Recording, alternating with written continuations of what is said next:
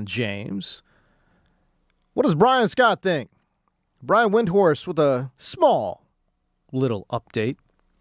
Before we get into it, we got my guy, super producer, Kane, behind the glass. What's up, Kane? How you doing, man? Better show prep than Alex Rodriguez. Asking Justin Verlander questions. Wait, what happened with what happened with our guy A-Rod, man? Didn't you see A-Rod? No, he was talking to Verlander yesterday during the home run derby pregame and was like, "So talk to me about to the young kids about struggling. You've been on multiple teams. You've been DFA'd twice." And Verlander's like, "Wrong notes, bro. Wrong guy." Wrong notes, wrong guy. I was like, Verlander was like the second pick in the draft. I'm confused. What do you mean DFA'd? Is Justin Verlander being DFA'd? I don't recall that with Justin Verlander. He doesn't either. So A-Rod tried to laugh it off, but my bad. Everyone's been kind of hitting on him. He's like the Alexi Lawless of baseball. But coverage. It doesn't make any sense because it's not like Verlander's a random. I mean, Verlander's a World Series winning, it's multiple time, considered one of the best pitchers in the game of all time. Justin Verlander, right? We're talking about Verlander and Kate Upton, Justin Verlander. Yeah, we don't play baseball, and we know Justin Verlander. He probably doesn't have DFA in his alphabet. He's never been nowhere near close. Was he in the World Series in 2006 with the Tigers? I'm just confused by it because A-Rod's like a legit, he's supposed to be following his way. He's like an analyst, right? Am I wrong? Yes, that's what he gets paid for, apparently, allegedly. Dude. What? Well, maybe, A-Rod's on the internet searching for other things, not stats. I guess, during his time. That's a surprise to me. I didn't realize it went that poorly. Yeah. I mean, I don't even know. What? Okay. Yeah. All right. I mean, isn't the first question hey, man, how's the season going? And, yeah. You're going to retire soon. Yeah, you're going to, this is your last ride. You out of here. Tigers kind of underperforming. Listen, I don't watch any Tigers baseball. Zero. But I know Verlander's retiring. Yeah, neither does A-Rod, apparently. Well, that's a given here, but I'm just saying, first of all, you don't even have to do a lot of prep for of all people, you don't have to do a lot of prep for Verlander, man. Wow. Okay. That's a strange one. That is a strange one, man. That part I don't get. I want to start the show, though, by talking about a new potential second investigation, a potential second scandal surrounding Kawhi Leonard. Via The Athletic's Mike Vorkunov, I hope I'm saying his name right. The league is examining if Leonard had a previously unreported endorsement deal with another company, per Mike Vorkunov's sources. Again, if we're wondering, and we've been, everyone in the NBA is wondering, why is it taking so dang long for the league to come down with punishment in regards to Kawhi Leonard? Well, this would help explain that. Again, we are in month 11. Month 11. It has been dang near a year of investigations here in regards to aspiration, cap circumvention, the Clippers, and Kawhi Leonard. And so why hasn't the penalty been doled out? I truly, honestly believe that this is part of the punishment, that the league is holding up Clippers business. As a matter of fact, they didn't quite block the trade to Toronto, but they dang near did just about everything to block it. Right? This wasn't like Clippers. This wasn't like, CP3 to the Lakers type of stuff. But when Adam Silver and the commissioner's office comes in and says, hey, man, Toronto, hey, feel free. Hey, if y'all want to do business with Clippers, you can. You absolutely can. But just understand you could be under, you could absorb some of the penalties as well. How the penalties transfer from the LA Clippers to the Toronto Raptors, I don't understand how that makes sense. But here we go. I don't know.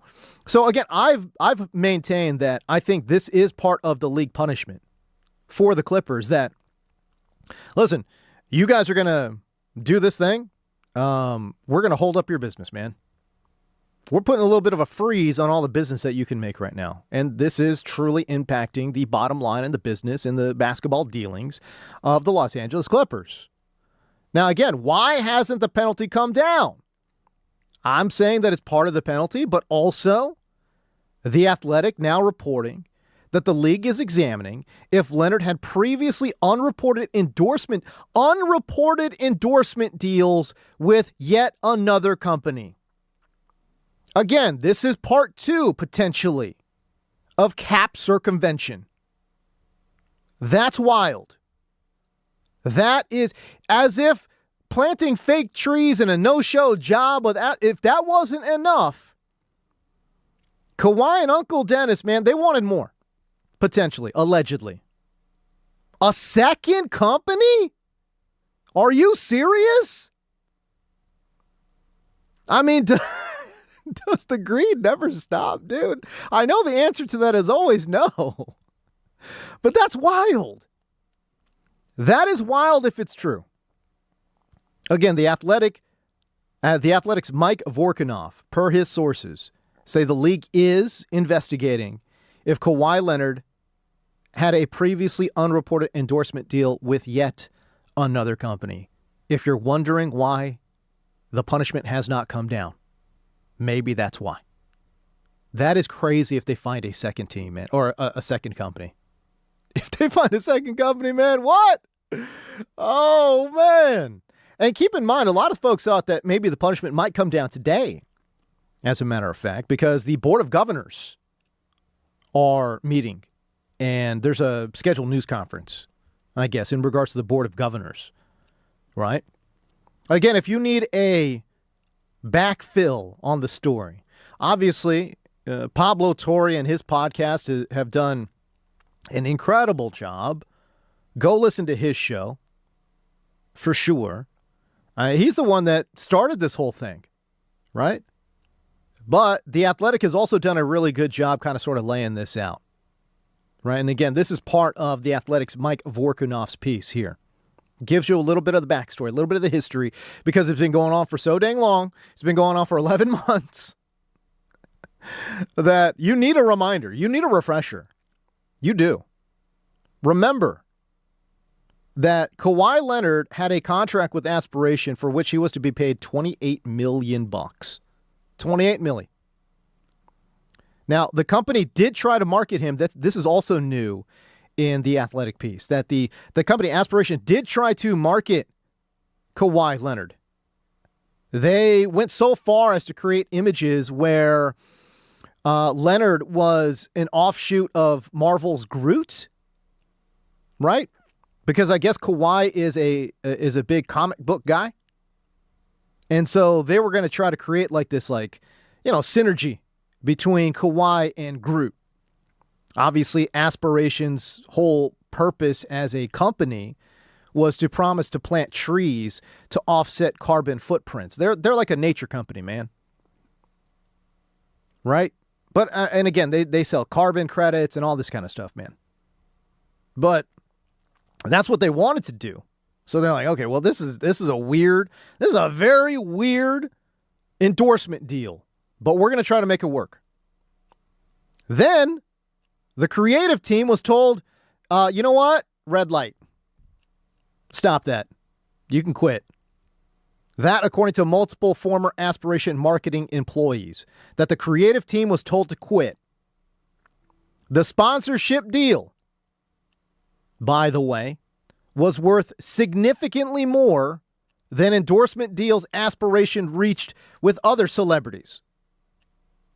Like Drake. Drake, one of the largest musical acts in the world, a lot more famous than Kawhi Leonard. Drake invested $4 million into this company. Actor Robert Downey Jr., Iron Man, worldwide acclaim, way more famous than Kawhi Leonard. He received less than $2 million in equity. That's crazy. Sandberg also, this is the executive who was convicted of fraud. Sandberg also gave Kawhi Leonard $20 million in equity in the company. $20 million. Okay. Robert Downey Jr., Iron Man, got $2 million. Kawhi Leonard got 20. Something don't add up. Something don't add up. I mean, that's all you need to see. By the way, that's all you need to see.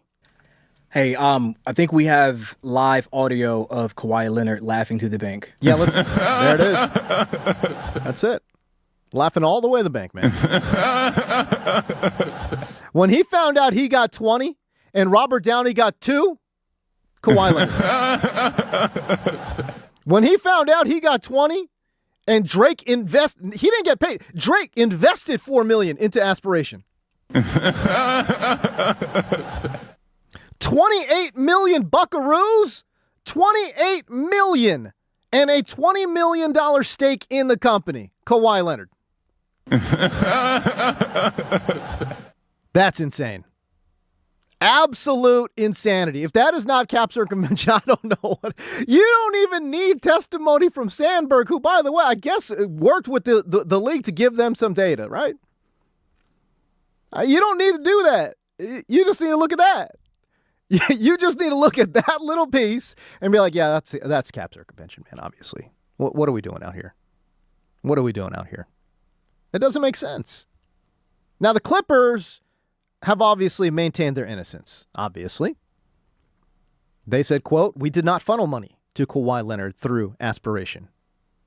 The Clippers said in a statement last week, quote, "Like many sophisticated investors, financial institutions, and business partners, we were victims of a fraud initiated by Sandberg." They're victims, guys. The Clippers, they're victims. I mean, listen, they are victims for paying Kawhi Leonard that much money. That is for sure. But if this is not cap circumvention, I don't know what is, man. This is crazy. This is crazy. Now, in terms of potential punishments for Kawhi Leonard, what could possibly happen here? Now, he could get his contract voided, and he could get suspended, or maybe he just gets suspended. Or maybe nothing. I don't know. A lot of range of possibilities here. Maybe the league feels like, okay, well, we're just going to punish the Clippers. I don't think that's what's going to happen. But worst case scenario would be that his contract gets voided and he gets suspended. Why would that be worst case scenario for him? Because clearly he is not going to get I don't know. I forgot what he's making this year. I think it's like 55 million, something in that ballpark. He's getting paid 50 plus million. Is Kawhi Leonard. I'm going to look this up, actually. So Kawhi Leonard contract. Bear with me, guys. I'm running a solo show here, okay? He is scheduled to earn $50 million this upcoming season. $50 million. Kawhi Leonard. Okay, so Kawhi Leonard's supposed to make $50 million. Imagine if that contract gets voided out. If that contract gets voided out, who can possibly pay Kawhi Leonard $50 million? Who? No one. That money's dried up. It's gone. That money is dried up. It's gone. Also, I would imagine if his contract does get voided out, I'm assuming he would lose his bird rights as well, which would be very critical in terms of his future earning potentials as well. And to me, again, if it is true, if these allegations are true, that the Clippers circumvented the cap, and let me just remind you, Iron Man got $2 million, and Kawhi Leonard got 20. If that's not cap circumvention, guys, I don't know what it is, dude. I don't know what is. But, again, if he ends up getting his contract voided, that's a big deal for him. He loses out on the $50 million he's set to make this year. And again, let's say Toronto makes this deal. Let's say Toronto brings him back or whatever, man. They're not going to sign him for $50 million. That money is just not available. I guess you could force the Clippers to then sign and trade. Dude, I tell you what, man, if the Clippers and Toronto pulled off, if the contract gets voided and it's a sign and trade where the Clippers sign him for 50 and then trade him for Brandon Ingram as was proposed and agreed upon, again, it's a bad look for the Clippers. It's a really bad look for Toronto. I don't know if they end up doing that, man. If his contract gets voided, he legitimately might just be with the Clippers. For what? I don't know. How much money would they have left over? I mean, you see what I'm saying here? All the money out in the end, it's dried up. It's gone. It's gone. Where would he even begin to sign for that kind of cash? I guess it would be LA. I guess it'd be the Clippers. That's it. You take $50 million off the books, they'd have a bunch of cap space. They could re-sign Kawhi, sure. But maybe they get a bunch of draft picks taken away. Maybe the league steps in and says, you know what? We're voiding out the contract, and Clippers, if you guys try to re-sign Kawhi, even more penalties are coming down the pipe. It's 3 first-round draft picks just for this. But we'll take an additional 2 first-round draft picks if you try and re-sign Kawhi. Maybe. I don't know. Like I said, man, this is all speculation. I don't know how this ends. I'm just playing out the level of penalties that could be issued against Kawhi and the LA Clippers. It's really interesting. I don't know how this is going to turn out. And like I said, as a matter of fact, this could be a Clippers only thing.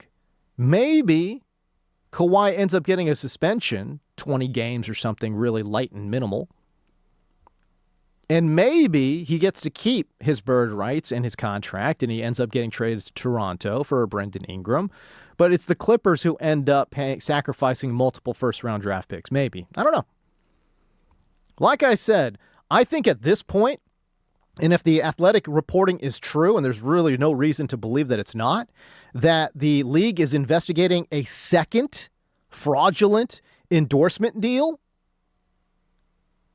for Kawhi. If they find oh my goodness gracious, if they find a second fraudulent endorsement deal for Kawhi Leonard, there is no level of punishment that would be big enough.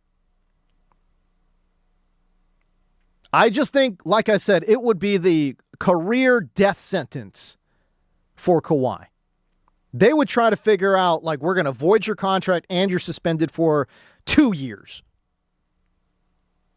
There wouldn't be a punishment, I think, big enough if they found a second company that was funneling him money through the Clippers. And could you imagine if the Clippers were again financially involved in this second company where they are giving this other, because remember, this is how they were quote unquote, circumventing the cap, that Ballmer was giving money straight away to Aspiration. And then allegedly Aspiration is taking that money and funneling it right back to Kawhi. That is the alleged scheme of cap circumvention, that a billionaire owner is giving $28 million to Kawhi via this company. He's giving $28 million to Aspiration, which, by the way, I think he gave more. I think he gave more than $28 million. But if he does that, and then Aspiration turns around and gives Kawhi the money, imagine if there is a second company with financial ties to David Ballmer and or the Clippers. My goodness gracious. What does that penalty look like? I don't think there's a punishment big enough. 5 first-round draft picks, maybe? Maybe you suspend Ballmer for a year? That means nothing to him. You take away 5 first-round and 5 second-round draft picks? Okay, you just lock them out of the draft for 5 years? Okay, maybe. Maybe that's big enough. Oh, my goodness gracious. My head is dizzy thinking about this Athletic report that the league is investigating a second endorsement deal. Oh my gosh.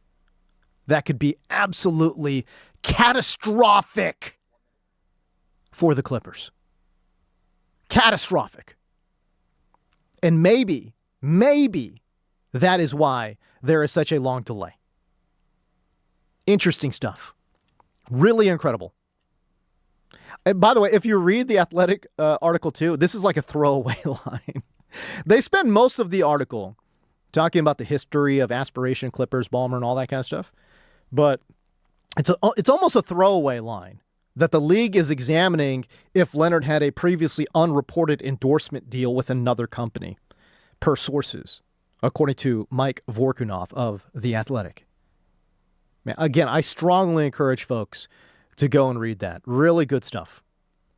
What an interesting turn of event, potential turn of events here for Kawhi Leonard and the Clippers. Okay, I tell you what, we step away. When we come back, look, nobody's got updates on LeBron, but everyone's got thoughts on LeBron. We're going to share those thoughts from Byron Scott. I'm going to share those thoughts about the latest happenings from Brian Windhorst as well. That's coming up on the backside of the break. You're listening to The James Coe Show on the new 97.1 The Fan, the voice of LA Sports.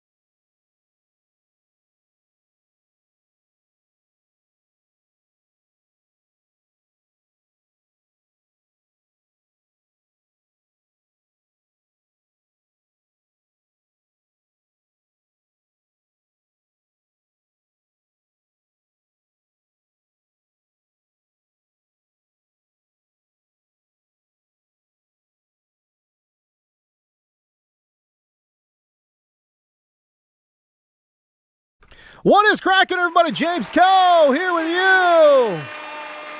Oh, man. We're enjoying ourselves on a beautiful Tuesday.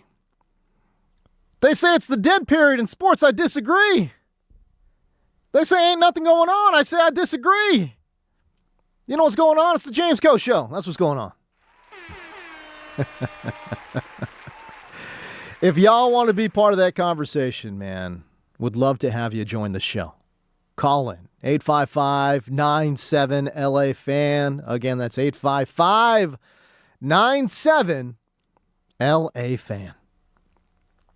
In regards to LeBron James, former Laker player and coach Byron Scott weighs in on LeBron's free agency, this via his podcast called Fast Break, saying that this go-around, it is very different for LeBron. Again, we're going to get a whole lot of LeBron lovers that's going to be hating on us because of the fact of the matter is this. Listen, 10 years ago, yes, every team was calling to get LeBron James on their team. Yeah. That was 10 years ago. Now, Rich Paul and company, they making all the calls to see who's interested in having LeBron on their team. Again, guys, we got to understand that the guy's 41 years old. Yep. Been in the league 21, 22, 23 years. Incredible career. You know, it's an unbelievable career.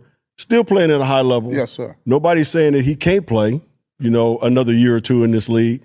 But as far as teams that are looking at him right now, the teams are also saying, all right, we're going to take him for 1 year, maybe two. And do we want to take all the other that goes along with it? What's the other? All the other antics, the people that's working with, Rich Paul and all those guys and all the other stuff that goes along with it. Bronny James? Bronny James. You have to get Bronny James out of his Laker deal. So there's a lot of layers to it when you're talking about bringing LeBron along. We all know this for a fact. He ain't going to go to another team and say, well, I'll come off the bench. I'll be a role player, come off the bench. He can still probably be your third best player or your second best player on the team. You could be successful. But the teams that we're talking about that really are looking at LeBron right now, so that, let's say what Rich Paul said, that are looking at LeBron right now, are teams that maybe can get to the next level. And that next level ain't a championship team or winning a championship. That's just my opinion. So there you go. That's Byron Scott on how it is very different for LeBron James this time around. By the way, one of the other voices on that podcast, it's Olden Polynice. Oh, you guys remember Olden Polynice? Rocked that 0 for his entire career and matched up with the O and Olden Polynice, man. Like, come on, man. Marketing. It's pretty good. Again, man, I know you're a true hoop head if you remember Olden Polynice, bro. Number 0 on the court, number 1 in your heart. Olden Polynice followed up that by saying, it feels like Rich Paul and LeBron are scrambling to find a spot and not the other way around. Whereas, and again, Byron Scott says, hey, listen, it's not 10 years ago. It is the year of our Lord, 2026. It's not 2016.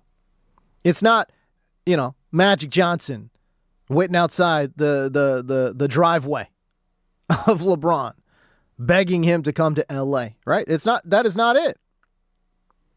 And as a matter of fact, Olden goes a step further and says, no. You have to understand, these guys, Rich Paul, LeBron, no, they're actually, and by the way, this is a somewhat common thought among a lot of the LeBron haters out there. Like if you look at like the Twitter discourse, if you look at like the online discourse surrounding LeBron, that he left the Lakers before the Lakers could say, get out of here.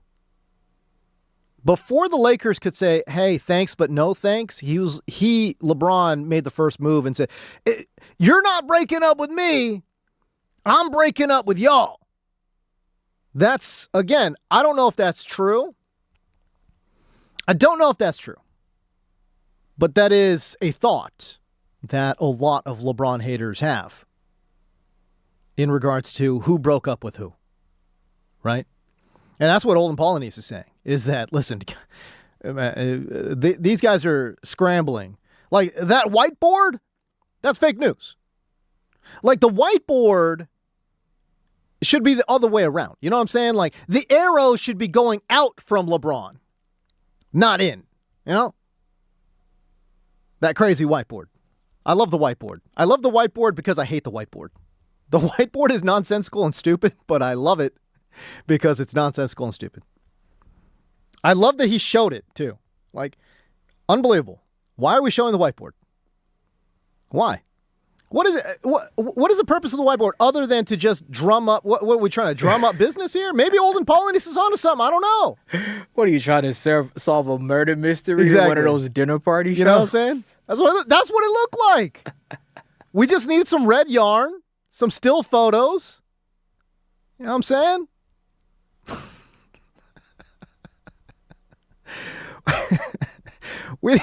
We needed like a picture of like Tyrese Maxey sipping coffee outside of a cafe in France, you know? We needed one of those.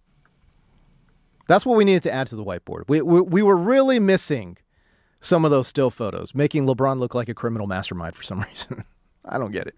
Now, again, what Olden is saying here and kind of what Byron Scott is alluding to here flies in the face of what Rich Paul has been saying, which is 10 to 12 teams are interested in LeBron, and he's asking for freaking voice notes. You got to send a voice note. You can't even begin to talk to LeBron. Don't even think about it. You best send me, Rich Paul, a voice note, and I will forward that on to the king. That flies, what Byron Scott and Olden Polynice are saying flies in the face of that. Right? It paints the picture, Rich Paul is painting the picture that LeBron is controlling the show. And Byron Scott says, come on, let's be real. Let's be real. In the year of our Lord 2026, let's be real. 41, 42-year-old LeBron James is not controlling, the direction, or isn't as controlling of the league as he was 10 years ago, which there's a lot to that. Now, somewhat related to that, Brian Windhorst says it's more of a two-way street with LeBron. So he's not totally buying into the LeBron Rich Paul narrative, which is, hey, 10 to 12 teams are interested and we're going to control where we go. And at the same time, he's not saying that Rich Paul and LeBron are like literally like, I don't know, like out there like panhandling for a job. Okay? It's a little bit in between where he says a lot of owners were at the Sun Valley Media Conference earlier this week and they were talking about LeBron. A bunch of the owners are there and they were chatting, and some of the owners who are trying to get LeBron were talking to each other, and they were like, hey, have you heard anything? Nope. Have you heard anything? Nope. LeBron is reaching out and talking to players on some of these teams. They report back to their GM or their coach like, hey, LeBron called. Well, what did you think? So again, think about what Brian Windhorst is saying there, that LeBron actually is reaching out to other players to get intel about, I'm assuming, front offices, culture, locker room culture, and all that kind of stuff. That's what I would assume. That's not what Brian Windhorst is saying, so I'm not trying to put words in his mouth, but I mean, what else are you going to talk to another player about? I mean, truly, honestly. Like, what are we talking about? Like, dinner options in those respective cities? What's the wine culture like? What is the wine culture like in Philadelphia? I don't think he's calling other players and asking about golf, for example. You know what I'm saying? That doesn't feel like that's what I'm assuming LeBron, who is obviously an incredibly intelligent basketball player. I am assuming he's calling these other players, trying to get intel about the organizational structure, about coaching staffs, what's the environment like, what's the locker room culture like. I'm assuming he's getting that kind of information to try to help guide his decision-making process. That's what I would assume. But as Brian Windhorst lays this out, it's a little bit of a two-way street. It's not as ridiculous as the Shams report of executives having to send dang voice notes. Right? It's not that level. But at the same time, it's also not him panhandling, hat on the street, begging for a job in the NBA. Come on, bro. Come on, bro. That don't make sense. This is a guy that averaged 21 points a game last year. What you mean? And some people say, like, oh, it's empty calorie stats or like he was stat padding or whatever. It's like, guys, come on, man. Like, watch the games, dude. Watch the games. Was he cherry picking on some possessions? Yeah, he was. 100%. I don't think there's any question that he was cherry picking. But, come on, man. If you watch, there's no way you watch LeBron play and say to yourself, yeah, this guy stunk. Come on. Did y'all watch the playoffs? Playoffs? I mean, that was a pretty good impersonation. Come on, man. Come on. But did you guys watch the playoffs? Did y'all watch the playoffs? Like, LeBron was out there. Again, this wasn't prime peak LeBron. Obviously not. He's over 40 years old. But he still played pretty well. I don't know.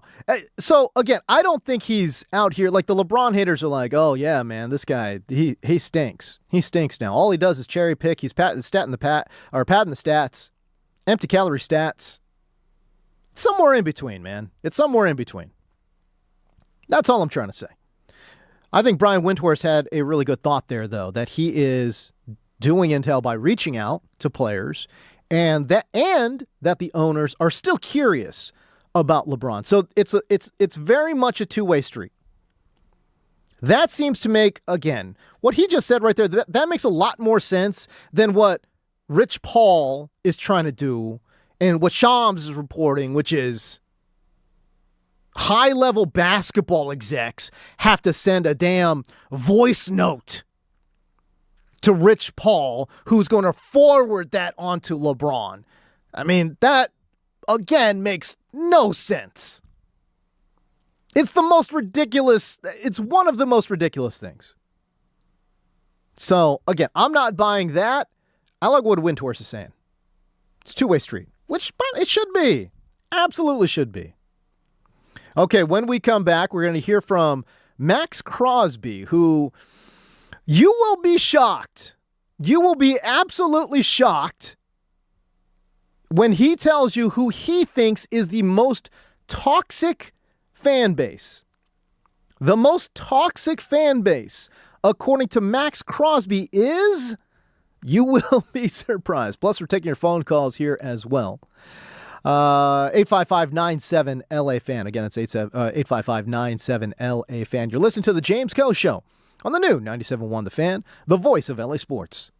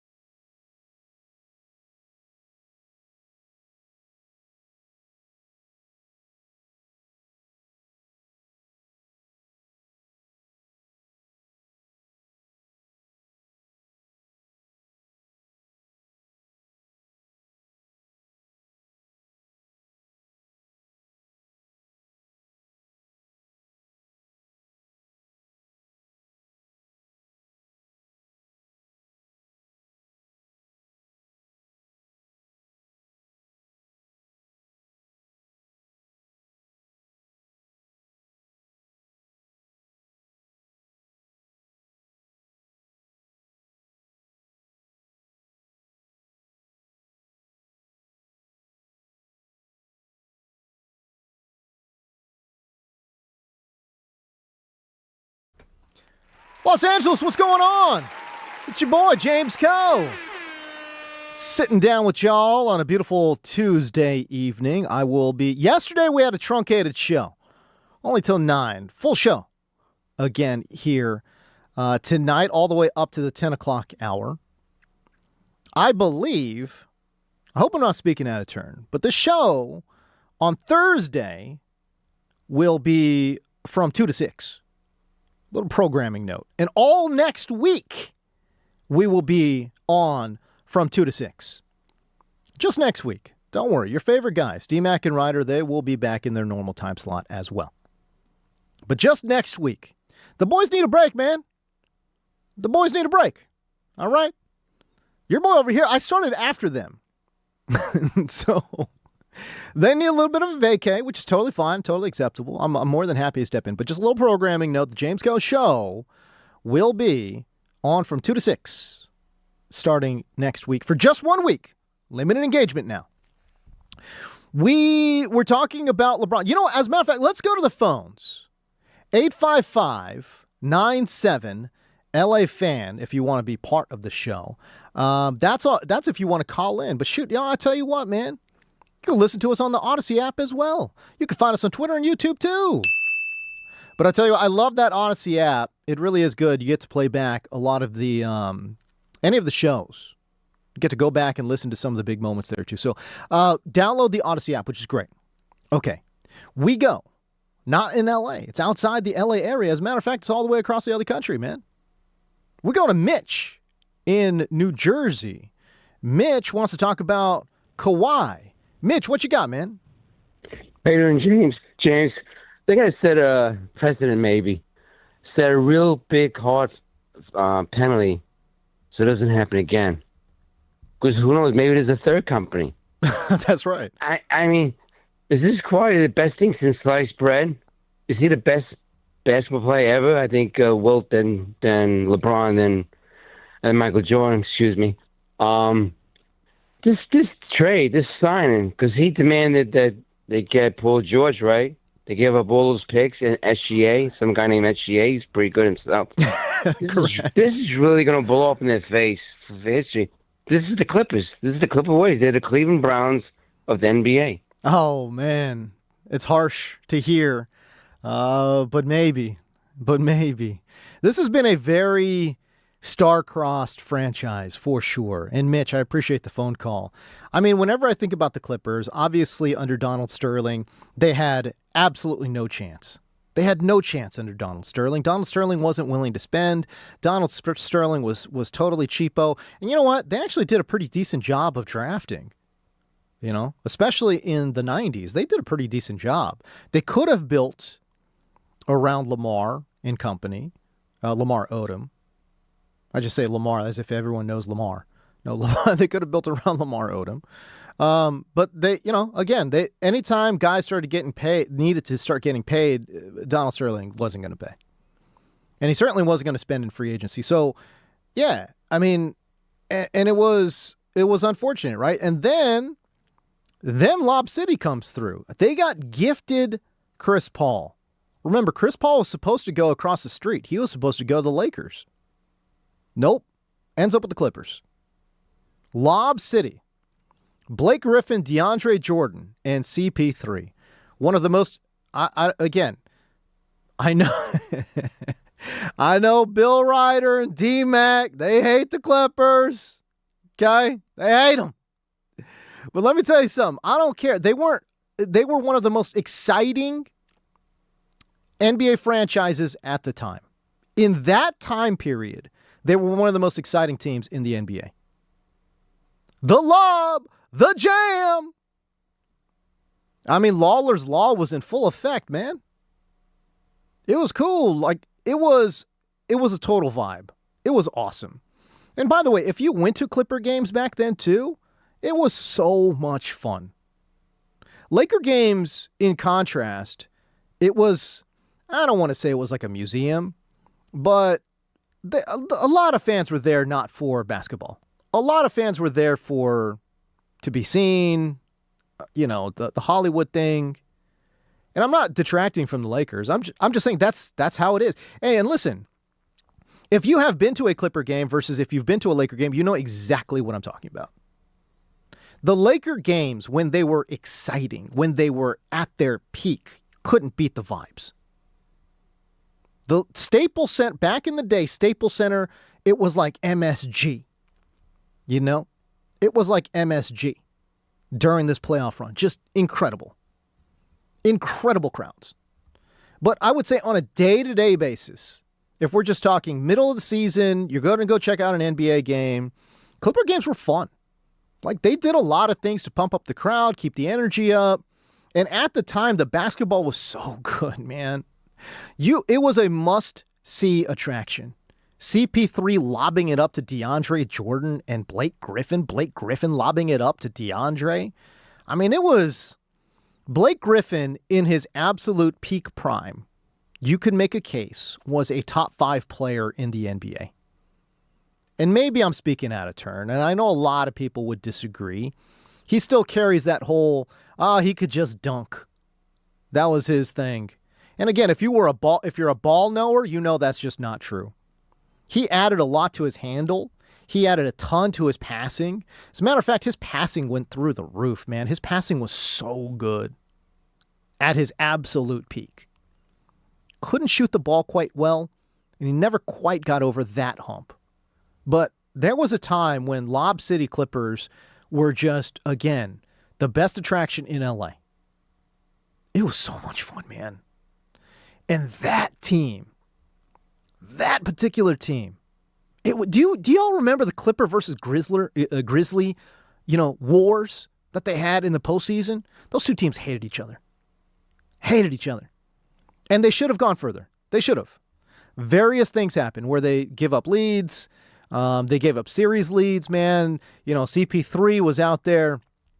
He was, at the same time, a great player and a horrible player in the fourth.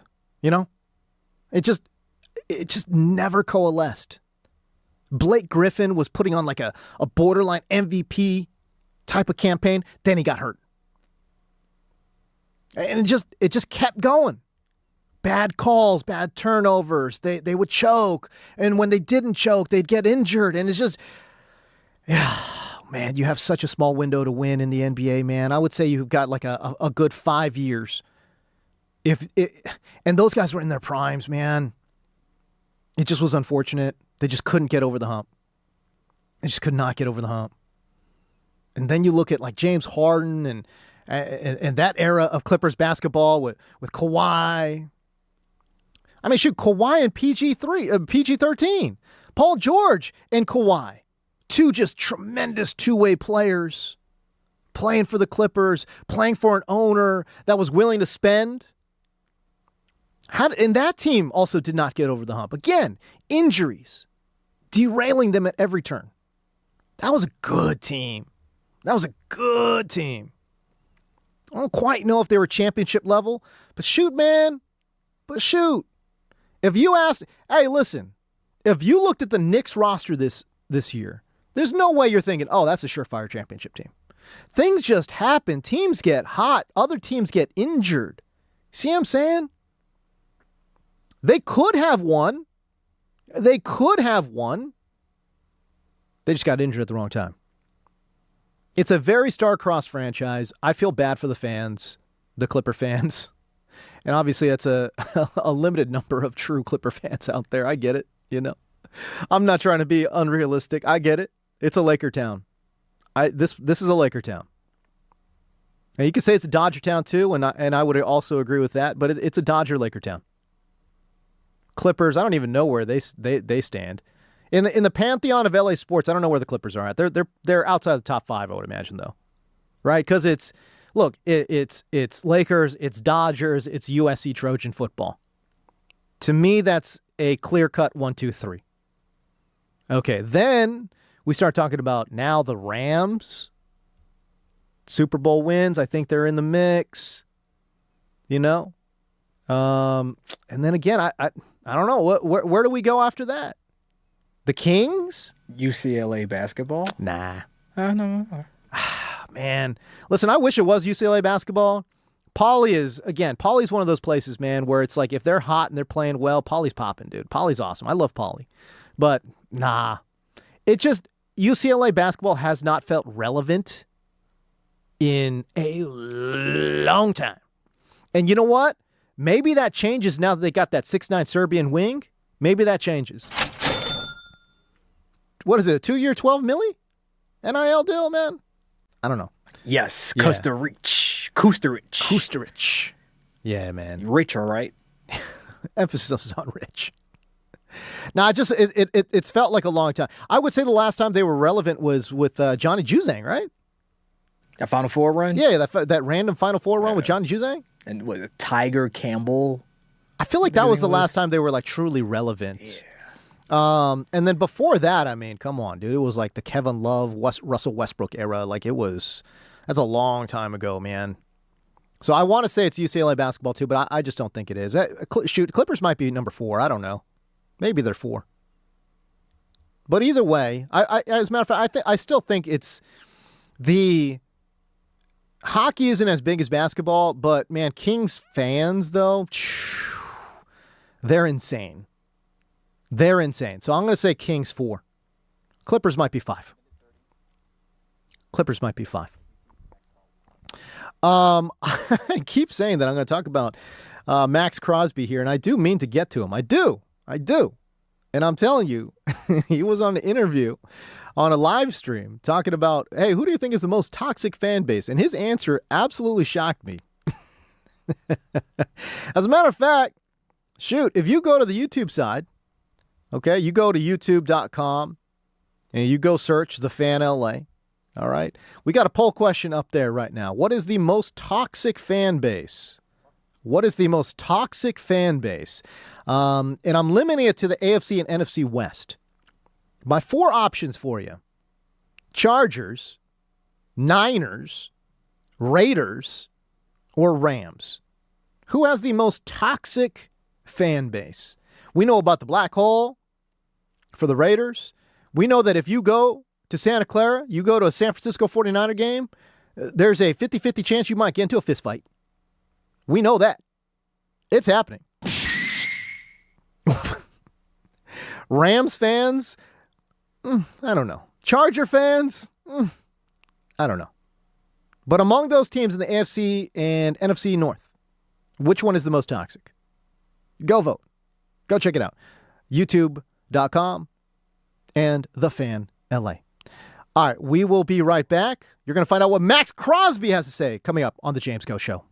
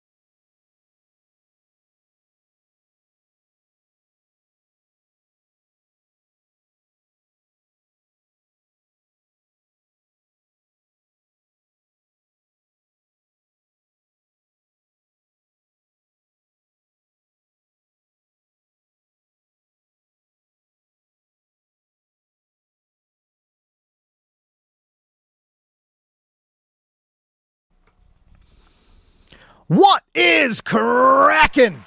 Everybody, James, go! Here with you.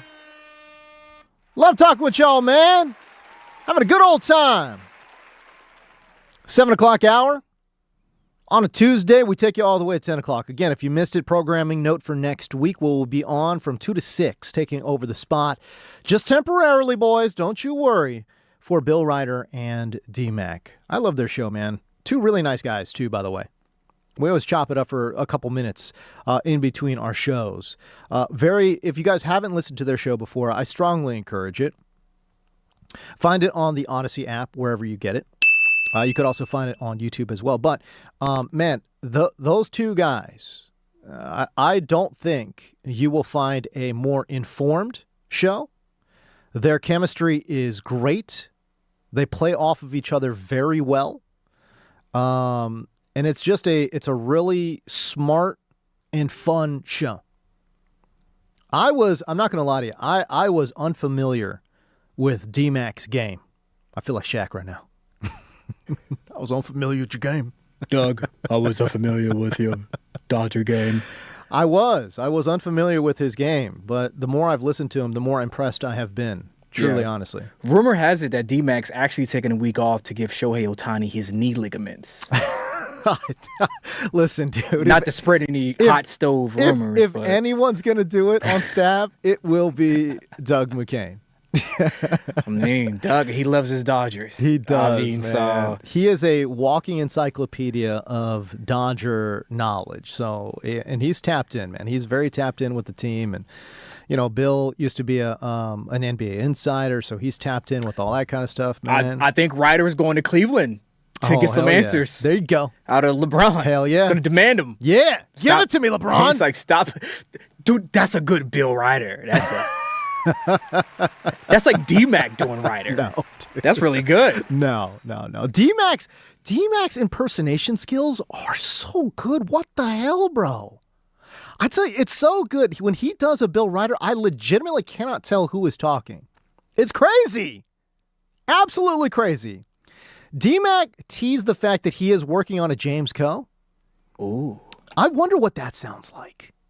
I've never had someone do an my daughter impersonates me all the time, but it doesn't sound like me. It's just funny because it's like she's making fun of me. But like, it's not like if y'all haven't heard, D-Mac is crazy. He's crazy good with impersonations. By the way, there was a social media video that the station just put out. What would you be an all-star at? And D-Mac said juggling. You know, he did the whole juggling thing, which is great. He was really good. I was surprised, like, yo, I'm always impressed by like random circus tricks, you know? And I was like, if you could juggle, I'm like, yo, that's cool, man. I don't know why. If you could do like any sleight of hand magic trick, I'm like, oh my God, that's so cool. I don't know. I don't know why. It is. It's like, oh my God, you guessed my card. That's incredible. How did you do that? And I'm always impressed. I'm like a little kid. It's so stupid. Oh, I got a trick. What's your debit card PIN number? Ooh. Is it 3189? I tell you what, I am such a sucker for Oz the Mentalist. Like, if I ever run across them videos, I'm watching, dude. I'm a sucker for it. Anyways, so the social media video is Doug McCain juggling, and he says, yeah, if I was going to be an all-star or anything, it would be in juggling. And, you know, dude, he needed to have said impersonations.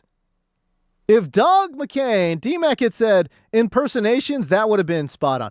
I, for some reason, like an idiot, said I'm a big back and I could be a semi-competitive eater, which is true, although not as true now. But in my heyday, like in my 20s, like I could polish off an entire gallon of ice cream. I could have a couple of 2-pound burritos.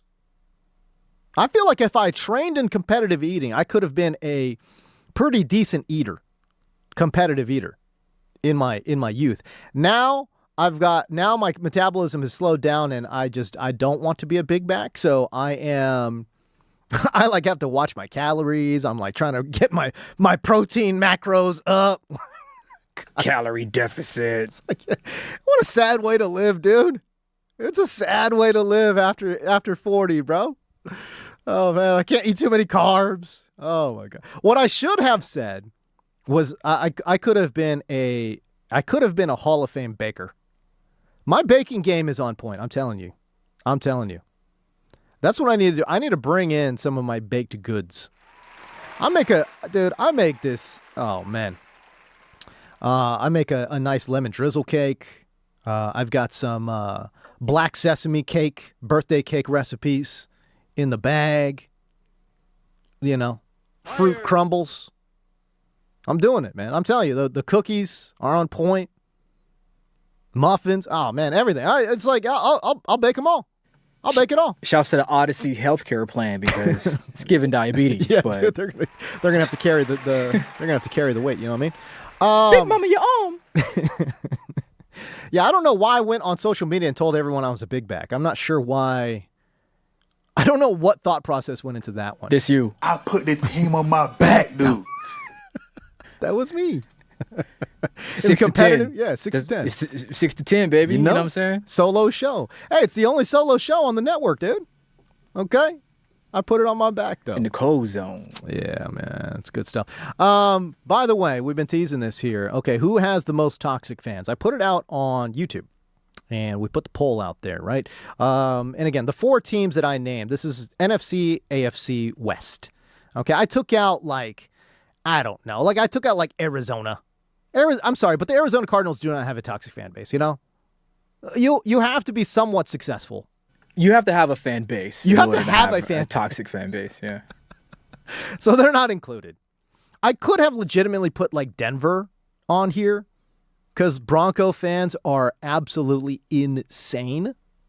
But I know a few Bronco fans, and Bronco fans are kind of like Packer fans in that they're obsessed with their team, and they think that their team is the best team in the league, which, I mean, every fan base does, right? But they're just so knowledgeable about it. And they're so, honestly, as somebody who has been a football guy for the past, I don't know, 12 years or something, right? Former NFL Network, former, DirecTV Red Zone guy, analyst, okay?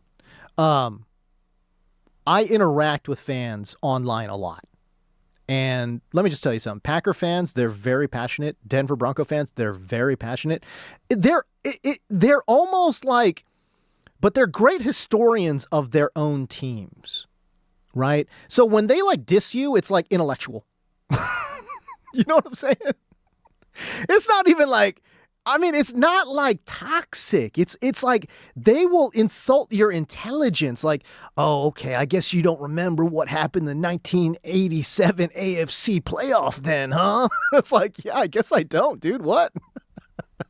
They really get after you, on an intellectual level. They go out of their way to make you feel stupid, you know?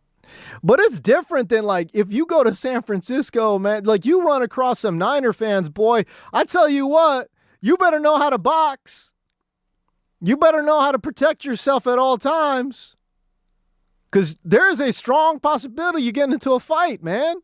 It's scary up in the Bay. I don't know why. Ivy. It's crazy. They are getting too hyphy with it, bro. They are. Then you think about the Raider fans, black hole, all that stuff. You think about the Raider starter jackets. Man, you start thinking about NWA Ice Cube. I mean, it's all part of their history, man. It's all there. Again, you better be willing to throw down. You wear an opposing jersey and you go see a bunch of Raider fans, you better be willing to throw down.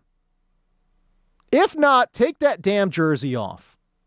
That's what is so interesting to me. Guys get again, I'm not condoning the violence at all. But if you are stupid enough to wear a damn Seahawks jersey to a Niners home game, you cannot turn around and then be surprised that you're getting just absolutely bombarded. You might get the attention that you seek. That's what I'm saying. Listen, you can go watch a Seahawks game. Let's say you're in Seattle, you live in the Bay Area, you're you know what, dog? I'm going to go watch these guys. They just won a Super Bowl. It's great. Okay, cool. You can do that. But if you decide that you're going to wear your $300 Sean Alexander replica jersey, you're stupid. Bottom line is, you're stupid. If you want to go to the Raiders and wear your vintage Dan Fouts Chargers jersey, and you're going into the black hole, You are not allowed to be upset when they start ripping that jersey off your chest, bro. That's be called stupid. And again, I'm not condoning the vibes, but that is what will happen. That is what will happen. So again, don't do it. Don't do it. Not condoning it. I'm just saying don't do it. I don't want to see the violence. I don't. So I put it out there. Chargers, 49ers, Raiders, Rams. What's the most toxic fan base? Of the votes that came in, 55% said Raiders, 18% said Niners, 18% said Rams. In last place, 9% said Chargers. Raiders defensive end, Max Crosby, was on a live stream with a streamer by the name of Neon, and he said something completely off the wall. Who got the most toxic fan base, you would say? I think the Chargers, low key. What? Chargers do, because they got a smaller fan base. They started in San Diego, so it's more, they're not really a LA team. They're not from LA. So their fans feel like they need to be louder because they don't have don't have numbers like us. So they're real toxic. And I respect it though, because if it pisses me off, that means they're probably doing a pretty good job of talking. And they don't stop. But the Chargers and all those teams. I don't like any of them. I hate all teams. The more I hear Max Crosby, the more I like him. First of all, let me just say, it's a horrendous take. It is absolutely a horrendous take. Yeah, let's go. That's what I'm talking about. 2 a.m. in Vegas, baby. Max Crosby. If y'all don't know, now you know. If you follow the James Coe show, you know we mess heavy with Max Crosby. Come on. That's Max Crosby right there with the vibes. I won't go so far as to say bars, but I will go so far as to say vibes. The vibes are immaculate.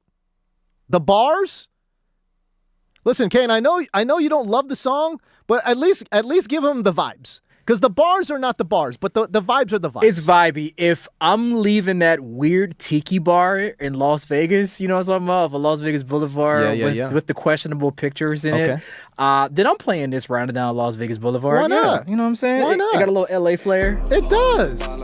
Imagine you're in one of them you're in one of them stretch limos. You know what I'm saying? This song just jumps and listen, it's not the best, but you can hold a conversation to it. You know? That song's going on in the background. And you're still talking to the homies. Maybe you picked up a girl. You're talking to her. You're vibing with her. And this song comes on. This is not bad. This is not ruining the vibes. It's not ruining the moment. You know what I'm saying? This is very much a stretch limo, conversation song. You know, it's not one that, turns it up. It's not one that just gets the jump off. You know what I'm saying? But, again, come on. Y'all know what I'm talking about. This is it. You're feeling it. 2 a.m. in Vegas type. Feeling it. Feeling it. Those are the vibes, man.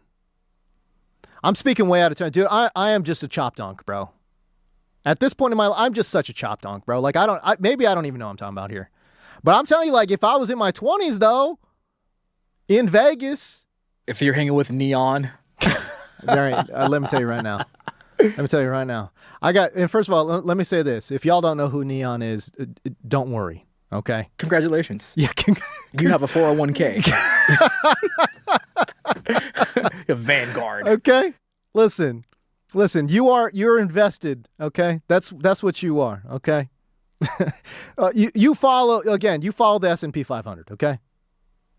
If you follow the S&P 500, you don't follow Neon. And that's fine. That's fine. Why do I know Neon? Because I'm stupid. That's why. I have to be only one of the very, there's probably 5 people who are over the age of 40 who know friggin' Neon. I'm one of those people because I'm stupid. Show prep purposes. No, unfortunately, I knew about Neon before, man. It is unfortunate, bro. I don't know why. Why do I know these cats, dude? It's so bad, bro. I don't know why.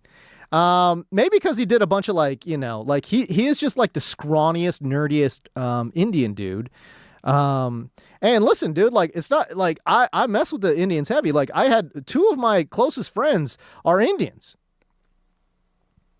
They were groomsmen in my wedding. These are my boy. Like, one of my guys, K-Dog. Again, this was my boy who was who was that lefty Clippers guy? Rodney Rogers? Yeah, Rodney Rogers. Rodney Rogers, yes. Yeah, Rodney Rogers. I said that was my guy, man. This guy, he was a lefty hooper, just like my boy, K-Dog. And so, yeah, like, I mess heavy with the Indian culture, man. I do. Oh, man, samosas? Pfft, shoot. Sign me up. Chicken tikka masala? I'm in. But neon? Nah. I'm not hanging out with neon, bro. Why would I do that to myself, dude? That's crazy. That's crazy. But Neon's, hey, you know what, though? Shout out to Neon, though. He has been getting some pretty high-profile guests, dude. Like, he got Giannis in the whip. Remember that? Yeah, and Giannis thought that LeBron... had signed. You got LeBron, you got trolled. Yeah, you know? That boy Giannis checked his Kalshi account real quick. He said, cut the camera, I got to check my Kalshi. Nah, man, but, like, again, it's just, hey, listen, Neon is one of the most popular streamers out there. And it's unfortunate that I do know who he is. Unfortunately, I do, though. It's very unfortunate. But yeah, so here we are. Anyways, Max Crosby was on there with Neon, which, by the way, this is a sad state of affairs for the world that more people know who Neon is than Max Crosby. That's a very sad state of affairs, man. For the young people, oh my God, Neon is so much more famous than Max Crosby. That's sad. That is sad. But it's true, though. I don't know how many followers he has on Kick or whatever, but dude, he has got a gang of people who follow him. It's crazy. Yeah, and that audience, that's a cross promo if ever, because I don't think there's too many sports people, NFL people who are watching Neon. So that's facts. And Neon's people Facts. are definitely not involved in sports. Facts. 100%. A 64-ounce big gulp and a computer screen, they can give you the math on all of that. But anything athletic, nah. Yeah, man. What a weird culture and subsection of culture. This is so bizarre. 2026. Anyways, man. Yeah, 2026, right? But no, anyways, man, like, is it the Cowboys? Is it the Niners? No, it's not the Bills. It's not Bills Mafia. Bills Mafia is legit toxic. Like, they're insane. You know? Like I said, Niner fans, insane. Cowboy fans, the worst. Toxic as hell. No, Max Crosby says Charger fans? Dog, what? That, first of all, terrible take. But the more I hear Max Crosby, the more I like him. The more I like him. And by the way, man, you know, again, I do a lot of, like, tape grind, and, like, I watch a lot of NFL film, and just, you know, it's like every time I watch Max Crosby play, I'm like, oh my God. He's an all-pro, and even then he's underrated. He is insanely good. Insane. And, like, people only know him as, like, this, like, dominant pass rusher guy. Let me tell you something, man. Plays both. Like, he will stop the run in a heartbeat. He destroys so many run plays before they actually start. Y'all don't even know. I'm telling you, Max Crosby, absolute demon. Absolute demon. That's the part of his game that I was not totally familiar with. Everyone knows him as this crazy pass rusher. Dog, watch this guy blow up run plays. He does it on the regular, doesn't get nearly enough credit for it, and yeah, man, I would go so far as to say I don't think there is a better player at timing the snap than Max Crosby. His get off is so fast. And he must study the hell out of that because, dude, the jumps that he is getting into the backfield is spectacular. Unbelievable. That's the part of his game that, again, I think is vastly underrated. His ability to stop the damn run. Unbelievable. Again, that's like a ball knower take. You know what I'm saying? Everyone knows that he could stop the pass, man, and then just get after the passer.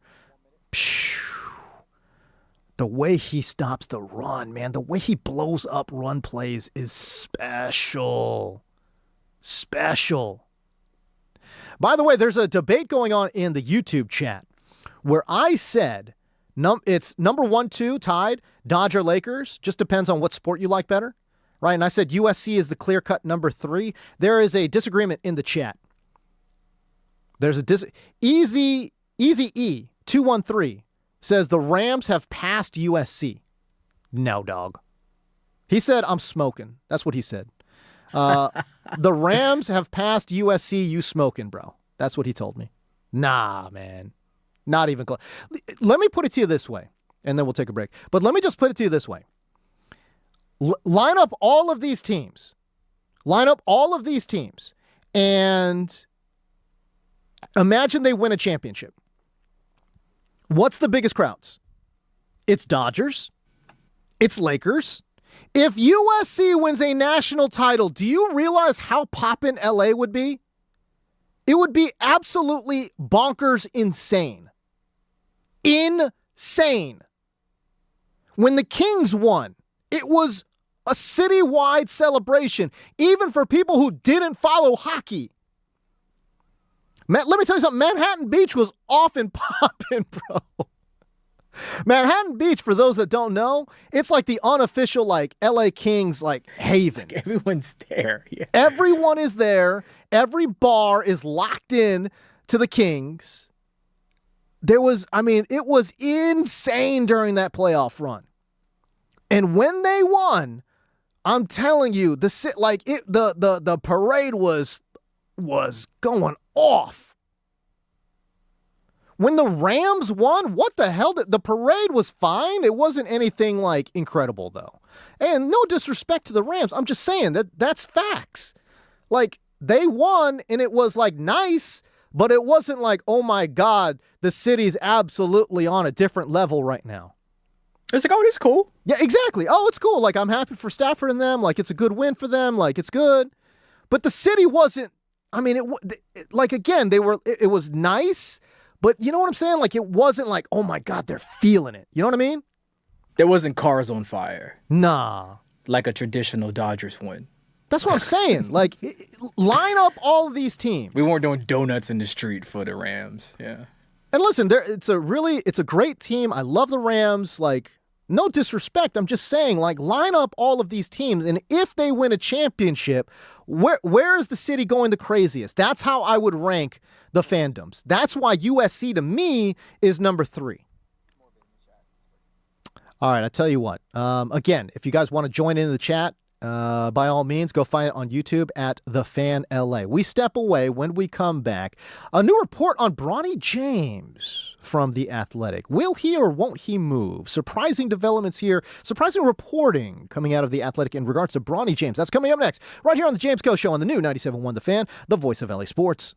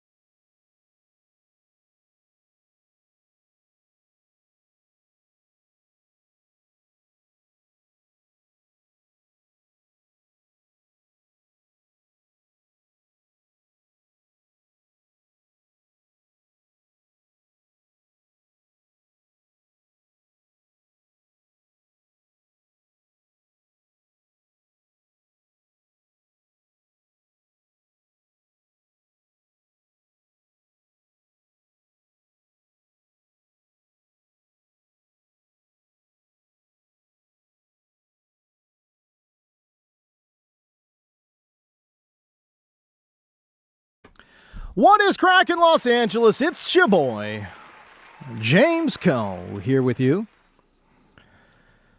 Man, I've had a good conversation thus far. As always, the show is flying by, man. Crazy good. I love it. You know what's better than good sports talk? Free stuff. And we are giving away tickets to Monster Jam. Nothing compares to the one and only Monster Jam with awesome trucks, amazing stunts, big air, and action-packed excitement. It's the definition of fun for everyone.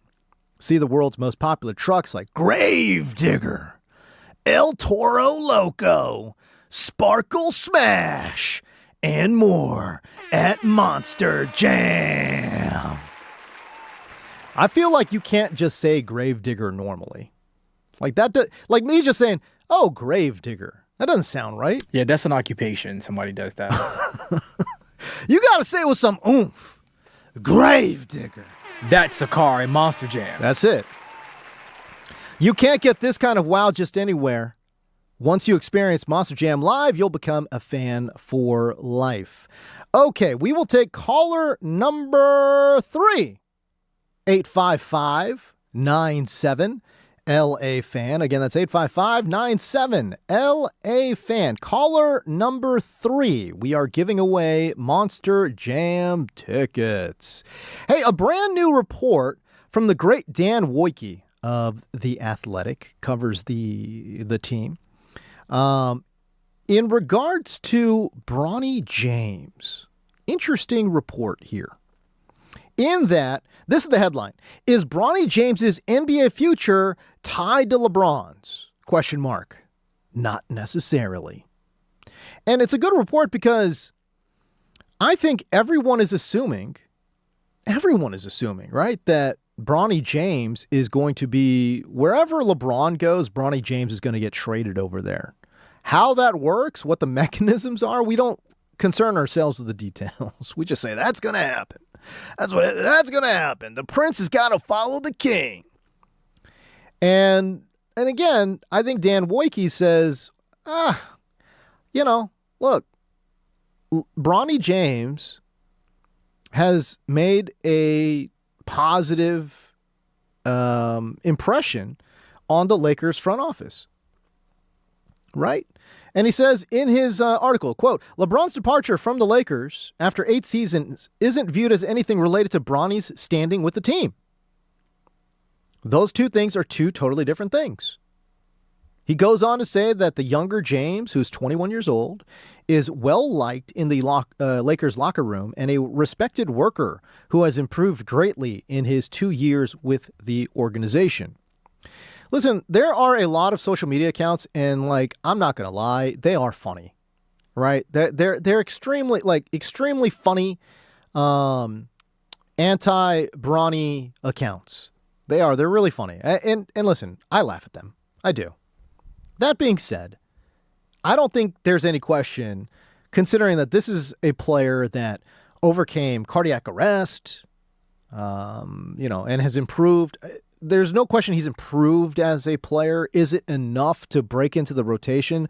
Most likely not. But certainly he has improved, right? Like, what did he shoot from 3 last year? It was like 38%, which is a very respectable number. It's not gangbusters, but it's very respectable. As a matter of fact, when he played with the G League last year, as Dan Woike notes, he played 14 games with the G League Lakers South Bay Lakers team, and he averaged 15.6 points while shooting 56% from the field and 45.6% from beyond the arc. He has definitely improved his shot, and he's become a better player overall. But now, again, will he crack a rotation where they made a lot of commitments in terms of money and draft capital at that spot? I don't think so. Again, the backcourt is Luka Doncic, it's Austin Reeves. They spent a lot of money to bring in Quentin Grimes. They brought in Colin Sexton. They drafted Cameron Carr. And they also traded for or signed, I can't remember. But either way, they brought in Jaden Hardy. So does Bronny crack that rotation? Probably not, because there's just so much depth there. And if we're following the breadcrumbs, I can appreciate what Dan Wojcicki is saying in that, hey, listen, maybe we're going a little too far by sweeping Bronny in with this whole LeBron fervor and craze, right? I think there's something to that. Hey, let this kid try to like stand on his own, right? I think there is something to that. That being said, if we're following the breadcrumbs here, it almost seems as if the Lakers are operating as if he won't be with the team, even though they gave him a guaranteed contract, right? But the guaranteed is it's very small. What is it? A $2.3 million salary, right, for this season. So again, it's pretty small in the grand scheme of things. And again, he's not going to crack. I would be surprised if he cracks the guard rotation. I would. That would be a surprise, considering all the additions that they have made for the Lakers. So if we're following the breadcrumbs, again, it almost is as if the Lakers are operating like Bronny will not be with the team. Maybe I'm wrong. But Dan Wojcicki does bring up a good point. And just to, again, listen, we make a lot of jokes here. We have a lot of fun with it, and, fair or not, Bronny gets dragged a lot. Bronny does get swept in with all the LeBron hate and jokes, man. And I like this article from Dan Wojcicki only because, hey, man, it reminds us to be human. It reminds us to be human when it comes to a player who has overcome cardiac arrest, who went to USC, and again, did he get drafted because of his dad? Yes, of course. Is it Nepo adjacent? Of course. Of course it is. As a matter of fact, it might even be Nepo adjacent. It's just Nepo. He's a Nepo baby. That's a fact. There's no other team that I think would have drafted Bronny James. And I think that's fair. But Dan Wojcicki is reminding us, hey, man, let's be human about this, Like, does 21-year-old Bronny James need to get dragged because people hate his dad? Probably not, man. Probably not. Y'all gonna hate on LeBron? Go ahead, hate on LeBron. But I think I like this story because, again, it reminds us to, hey, listen, you can make jokes about Bronny, you know what I'm saying, but keep it civil, Let's be human about this thing, you know what I'm saying? Just a little level of respect for Bronny. Just a little. A smidge. Look, he's a Nepo baby. He is. But as the reporting shows, he's well liked in the Laker locker room. He's been I've heard nothing but good things about his work ethic in regards to Bronny James. And listen, man. Hey, listen. If he was not a hard worker, trust me, you would have heard about that. People were looking for the Nepo baby to be a Nepo baby. You know what I'm saying? You know what I mean? They're looking for it. They're hunting for it. You've never heard that. You ain't never heard somebody call Bronny James lazy or entitled. Never. You never heard that. Everyone has said nothing but either neutral or positive things about Bronny James. And you know what? That says a lot about his character. That's all I would say, man. Oh, my goodness gracious, we've got a winner. Felipe from the great city of Pomona. Yeah! Who doesn't like the Pomona Fairgrounds? I think that's where the LA County Fair goes, right? The Pomona Fairgrounds, I believe. Pomona, inland. We're going inland with this one. Again, you're talking to a kid who grew up in Diamond Bar, so I know about Pomona now. I know about Pomona. Let's go. Congratulations. Sugar-free. Sorry. Sugar-free? Yeah, sugar-free. Every time I think about Pomona, I think about sugar-free. That's a deep cut, dude. Get your money while you... Anyway. That's a deep cut. Live and local, James Cole. That's a deep cut. I think, speaking of sugar, I believe Sugar Shane Mosley, isn't he from Pomona? Shane Mosley. Pomona. The great boxer. Is he? Yeah. Sugar Shane Mosley. From Pomona, California. That's pretty sick. A lot of sugar in Pomona. I know. Sugar Shane, What's sugar going free. on? What's going on here, dude? Apparently he's got a boxing club out there. The Mosley Boxing Club. Shout out to Sugar Shane, man. One of the best to ever do it. Sugar Shane damn near knocked out Floyd Mayweather, dude. At 40-something years old, bro. That's what I'm saying, man.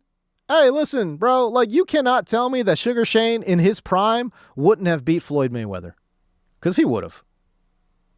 He damn near knocked him out at 42. What are you talking about? That's crazy. Oh, yeah, man. So, again, big ups to Felipe in Pomona winning them Monster Jam tickets. Good stuff. Good stuff. Okay, I tell you what, let's take a break. When we come back, new video was released in regards to ESPN analyst Matt Miller, his car crash. Plus, Shohei shoes. Could game-worn Shohei shoes go for $1 million buckaroos? How much would you pay for game-worn Shohei shoes? We're going to explore that conversation. That's coming up next right here on the James Koh Show on the brand new 97.1 The Fan, the voice of LA Sports.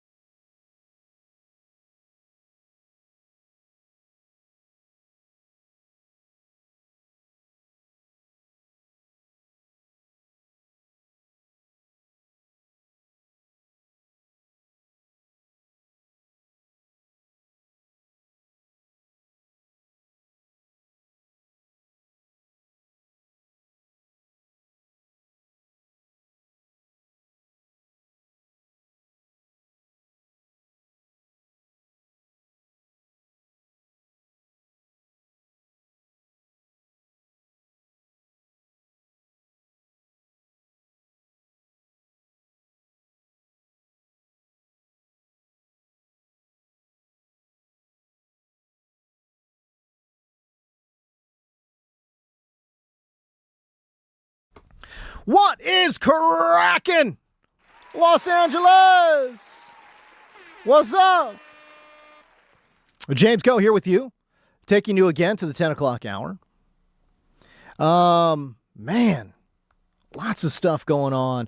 People keep telling me, like, what are you going to talk for 4 hours? There's no games, nothing going on. I'm like, yo, listen, this stuff goes by quick. You have no idea. You ain't got no clue. By the way, again, if you can't fill 4 hours, that's a skill issue. That's a skill issue. Let me tell you something. I fill 4 hours. I'm like, damn, I got more in the tank. Let's go. That was just the pre-workout. Post-show code coming after 10 o'clock. Okay, you don't know. Click the link in the bio for post-show code. Shoot, man. Y'all don't even know. I'll do another podcast after this if you want. Let's go. Another one. Hey, listen. And another one. Let me tell you something right now. I had an hour and a half long live stream today talking about best ball drafts. Okay? Then I go out, I do my thing a little bit, get a few steps in, right? Prepare for this show, 4 hours, we kill it, man. No games, no problem. I don't care. And don't tell me about that All-Star game, dude. I'm not sitting here going to tell you, I'm like, hey, they need to abolish the All-Star game, but the All-Star game is a little weird, though, especially for pitchers, because you could legitimately get hurt at the All-Star game pitching, or coming out of the All-Star game. And it's just like, I don't know, man. Like, it's just a little bit wonky. That's why Zach Wheeler said, my name Bennett and I ain't in it. He wouldn't have even pitched today, actually. Oh, man. Because he pitched, I think, on Sunday. But He was like, I'm not going to be nobody's fifth choice. You know what I mean?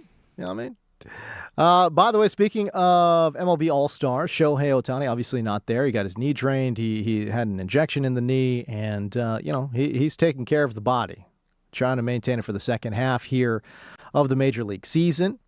And meanwhile, his shoes, the cleats that Shohei Ohtani wore when the Dodgers opened the 2025 season in Japan, they're going to be going up for auction relatively soon.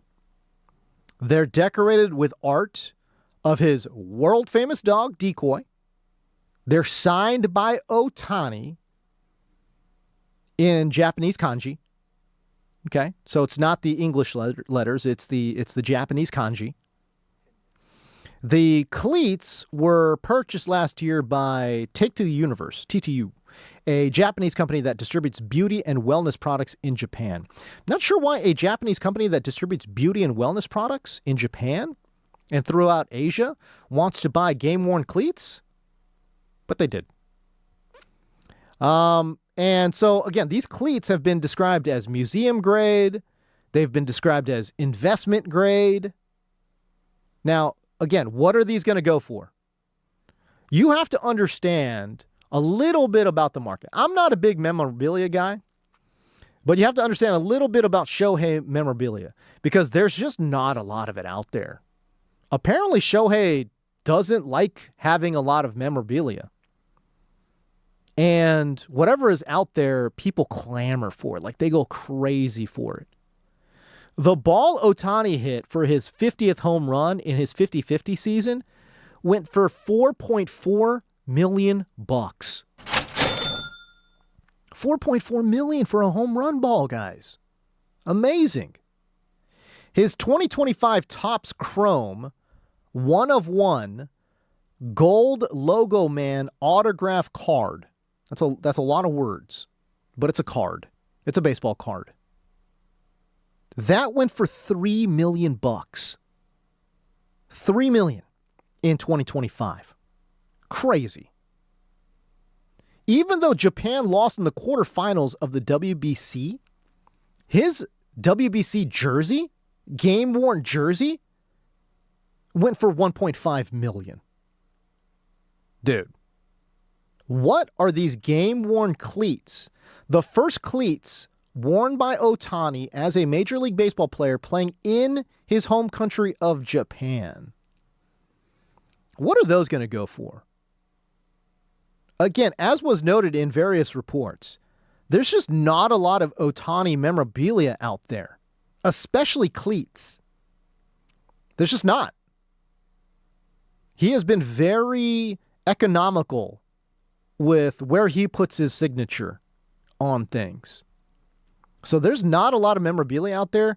Dude, people are estimating, and again, just to kind of sort of like set the tone here. You remember Kobe Bryant when he, in his, where he tore his Achilles tendon? He hit those 2 free throws and then he left the court. Those sneakers, those went for $660,000. Michael Jordan's flu game shoes, those went for $1.4 million. I don't know what these Ohtani shoes are going to go for, but because there is a rage for them, man, like there is a real, I mean, people just want Ohtani stuff because there's just not a lot of it out there. Scarcity. Supply and demand, baby. Simple supply and demand. There's not a lot of supply. There's a ton of demand. Those prices are going to go up. Now, again, there's not a ton of like history behind these cleats, right? It's his first game in Japan as a Major League Baseball player. All right, that's cool. But again, there's just not a lot of Ohtani cleats out there. So what is this going to go for? Experts estimate this is going to go for anywhere between, I don't know, $700,000 to over $1 million. That's crazy, dude. Man, the kanji signature be going crazy, dude. Good for Shohei, man. That's crazy.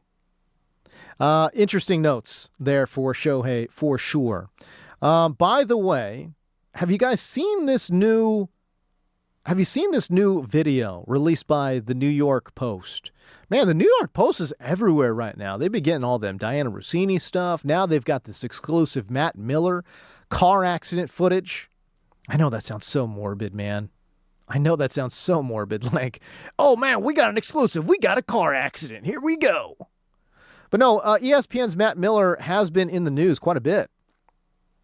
Remember, Matt Miller got into a car accident, and he's currently under investigation, though, by the state of Missouri for allegedly defrauding a bunch of people out of fantasy football-related money.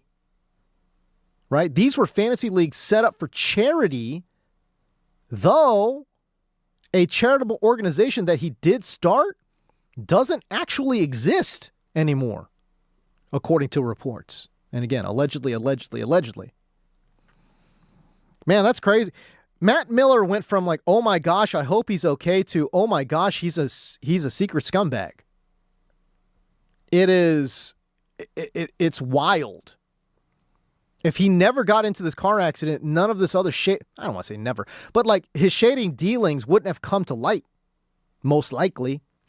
Now, there was a Reddit thread about his shady dealings, but again, man, this stuff has reportedly been going on for a long time. Like he was selling scouting lessons that he took a bunch of money for, but never actually gave out. He's been doing this for a minute now, allegedly. Scamming his followers. And he's got a lot of followers, man. I want to say on Twitter, I think it's over 300,000. He's got a ton of followers. And he's taken that and he's allegedly scamming out his own followers, man. That's rough, dude. That's rough. I mean, he's talking about charities and charitable organizations and doing fantasy football for charity. There's no reports of him actually paying out money for any of the charitable causes that he is supportedly or purportedly raising money for, right?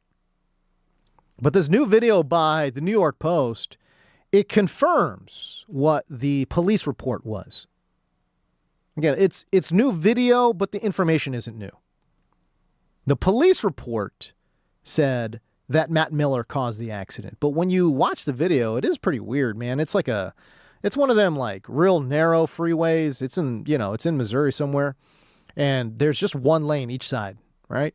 Big rig going down one lane. Matt Miller, for some reason, crosses the center lane, the center divide, and does it right in front of this big rig. Big rig has no chance, tries to swerve out, but still clips Matt Miller's Jeep. And as a result, he was injured so badly, they had to amputate his arm. And he needed, life-saving medical services. What was crazy at the time was that he had suffered these catastrophic injuries. And you want to know where this guy's mind was at? He put out a tweet saying, I just lost my arm. I got in this crazy accident. And he finished off his tweet by saying, I can't wait to get back to work to talk about this upcoming crazy 2027 draft class. Brother? Bro. Again, dude. Unplug, man. Unplug. Why are you talking about the upcoming 2027 draft class, dude? You just lost an arm. You almost died. I can't even... Listen, my work is very important to me, dude. It's very important. Like, it's one of the defining characteristics of my life, of my personality, is my work. Like, I am a sports broadcaster. I can't imagine doing anything other than being a sports That's, by the way, I can never leave this country. Like, what am I going to do? I have no discernible skills. The only thing I could do really well is talk about sports. That's it. That's all. That's the only thing I can do. But I'm like, brother, man, like, listen, I understand, like, when your job is a big part of your personality and just like of your being, I understand. But dude, you almost died.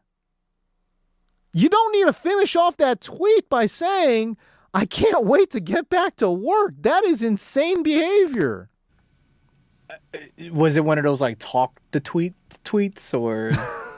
Dude, it was a long tweet, man. And it was just like, hey, I know I've been missing. I got in a bad car accident. I almost died. They had to amputate my arm. I'm still fighting for my life, but I'm in stable condition. I can't wait to talk about the 2027 quarterback class. Like, what? What? Dude, what are you talking about? Talk about a left turn. Oh, bad pun. But just talk about like a non sequitur, man. You just lost an arm. You almost died. Can't wait to talk about 2027 draft class. That is literal insane behavior. Literal. Look, I love y'all. I love this job. Listen, if I almost lost my life, I'm not going to be talking about I can't wait to get back to the fan. Sorry, dudes. And I love y'all. Anyways, gotta take a break. We'll come right back. You're listening to the James Coe Show on the new 97.1 The Fan, the voice of LA Sports.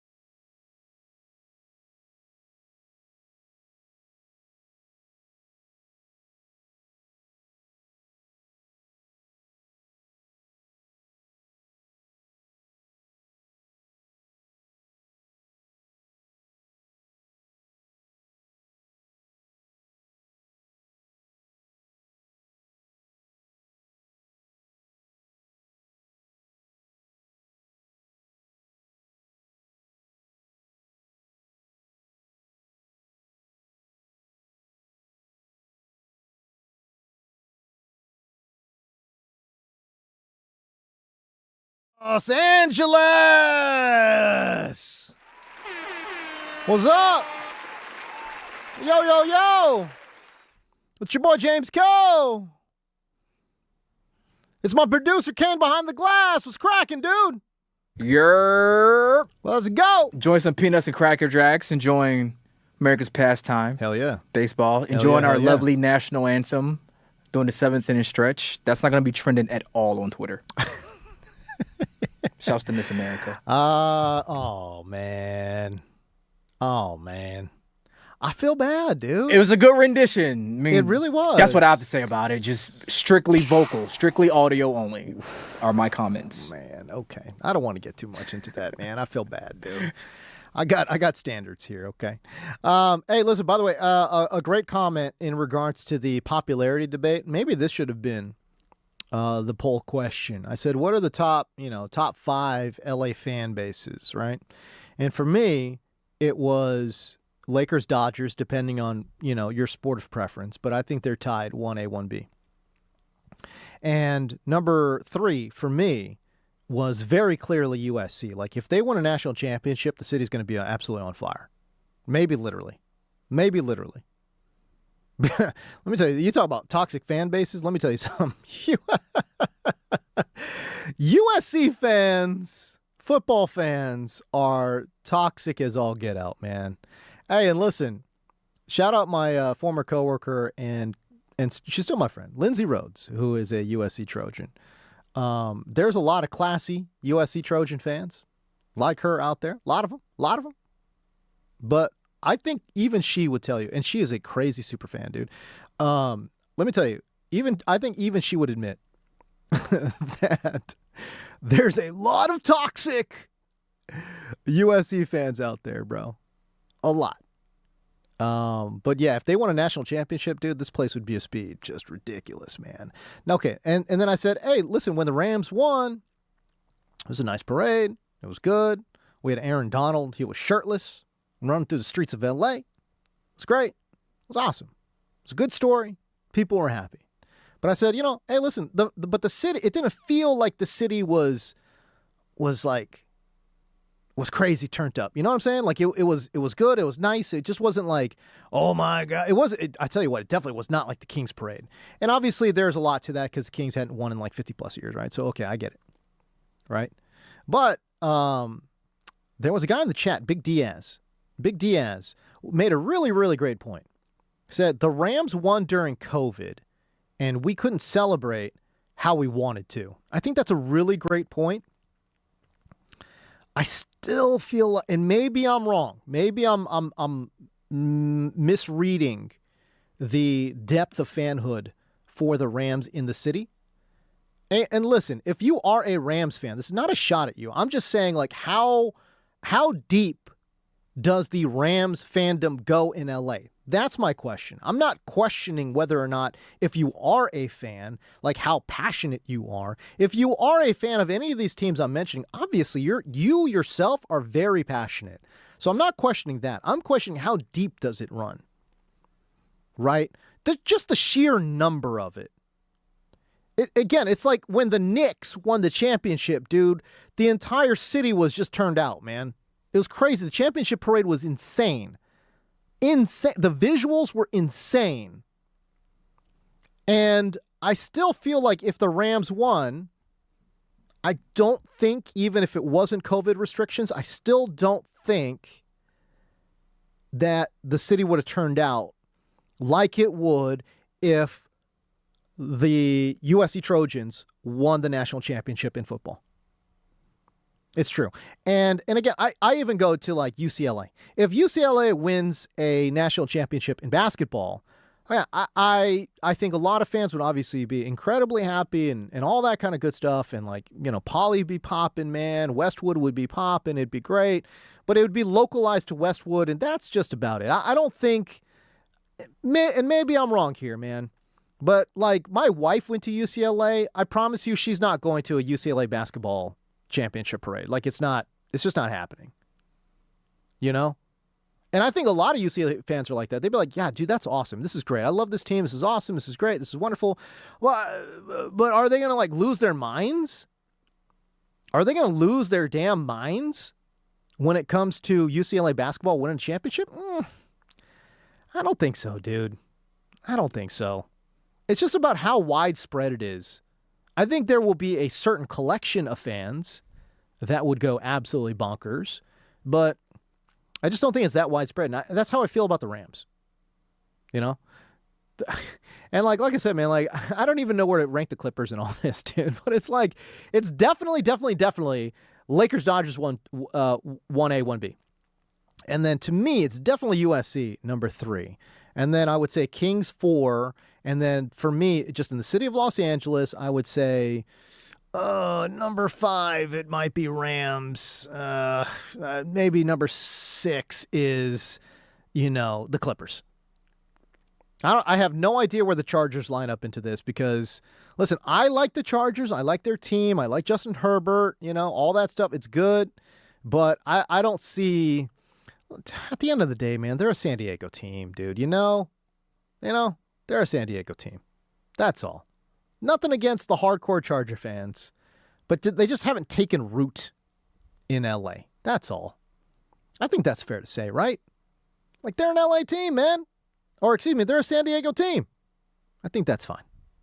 Okay, we were talking about, we were talking about a lot of different things, especially in regards to the NBA. There are things going on in regards to who shouldn't have a podcast. I got some interesting thoughts here on that. ESPN released a top NFL quarterbacks list. And in that list of their top 10, we got both LA quarterbacks in there with Matt Stafford and Justin Herbert. Got some thoughts on that I'm going to get into. I don't know if have you guys seen this? Have you guys heard of the Christopher Nolan? The movie The Odyssey is coming out. Obviously, you've heard of that. But he shot this whole thing in 70 millimeter IMAX, right? And at first I was like, oh, okay, that's cool. I live in LA, so I don't think anything of it. I'm like, okay, that's neat. If I have time to go watch a 3-hour epic, I'll go watch it. Yeah, sure. Why not? It's Christopher Nolan. He does a good job, right? I don't know if you guys saw this, though. So, again, he shot the whole thing. It's the first movie to ever be shot exclusively on IMAX cameras. And he shot this in 70 millimeter IMAX, right?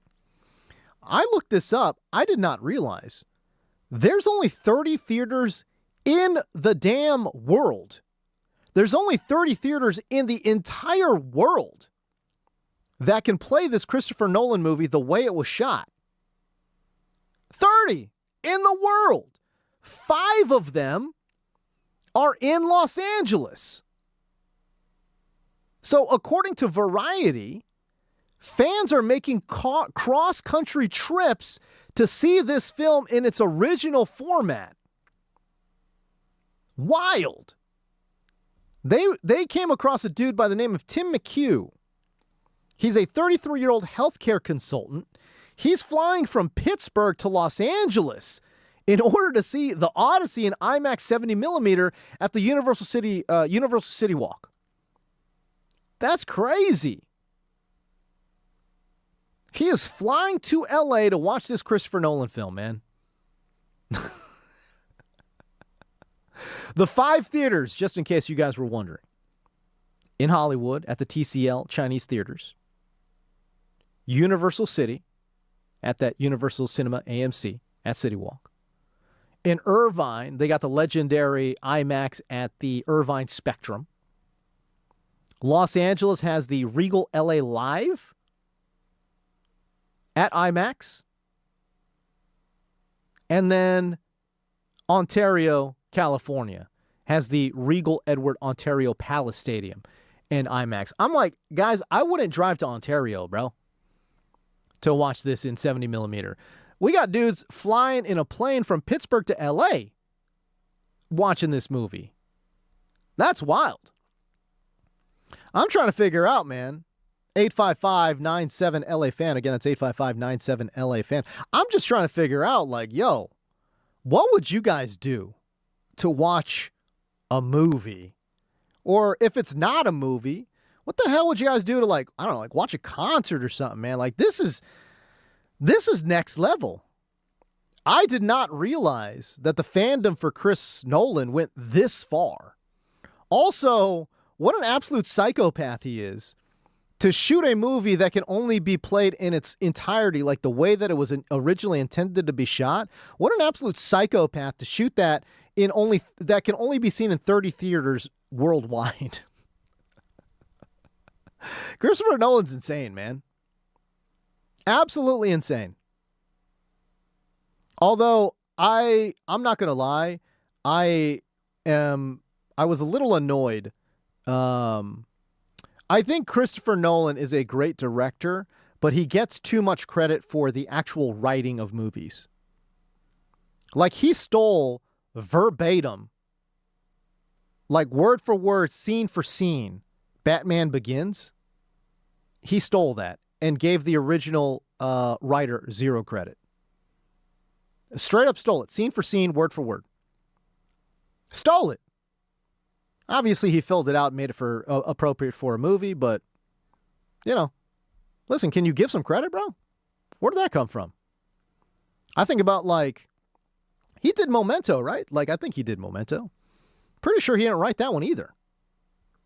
I don't know. I think he gets a little too much credit for the writing aspect, but he's a great director. Great director. Donnie Boy says, I did a Klondike bar to go watch the Odyssey in IMAX in Ontario. What does that mean, dude? Oh, because you're in Ontario. You're only 10 minutes away from Ontario, man. Yeah, okay. There you go. We have a final in the All-Star game. It's not Dodger baseball, but it's kind of Dodger baseball. Because there's a lot of Dodgers in it. Dave Roberts managed. Yeah. A lot of Dodgers in this one. Forget it. Dodger baseball. Yeah, let's play it, dude. The AL, they go on to win the All-Star game 4-0. Good for them. Good for them. Of course, the NL was missing the best player in the game in Shohei Ohtani, but hey, it's all good. All good. So yeah, man, what a crazy power move by Christopher Nolan to shoot a movie in a format that can only be played in that format in 30 theaters. Insane. Wild. I love it. I absolutely love it. Okay. Now, I think we're back up. Okay. If y'all couldn't tell, I was stretching here a little bit. That's okay. In honor of the All-Star game, we were at a 7th inning stretch. Yeah, we were doing a little 7th inning stretch, but I was stretching it here. It's okay. It's not a big deal. I don't know if you guys saw this, but and I wanted to see what you guys thought about this, man. But Tim Hardaway says active players should not have a podcast, and that the times obviously have changed, but primarily the commissioners have changed, and that is what is allowing for players to directly communicate to fans. It's all right to them, but I feel that you disrespecting these other teams. Right. You're talking about these other teams, right? You know, and Adam Silver just let it go. David Stern would have been like, hell no, we're not doing that. I'm gonna tell you this: if you talked about a team in the media that say on they trade or something like that, you would have got fined by David Stern. Yep. He would have fined you. You do not talk about nobody else's team. You talk about your team and your organization. That's it. That's all. So there you go. That's Tim Hardaway via his podcast, The Crossover. The Crossover Podcast, if you want to go check him out there. It's an interesting thought. And again, he's saying that, hey, listen, and I know he's an old school dude. He's very old school because at first he wouldn't even give his own kid the number. The Heat retired his number. I go back to, why did the Heat retire his number? I don't understand that at all. Like, it's not as if the Heat played in the NBA Finals or something, bro. Like, I don't know. That doesn't make any sense to me. That being said, Tim Hardaway did eventually relent. I think he is giving his number to his son. So there is that. So I know he's old school, man. But it's an interesting thought. Like, I'd love to know what you guys think, man. But I don't know, Kane, what do you think, man? Like, again, should current players have podcasts? I mean, I know the Draymond Green podcast has given us a lot of content. The Roommates podcast or the Roommates show with Josh Hart and Jalen Brunson. PG-13. Not a fan.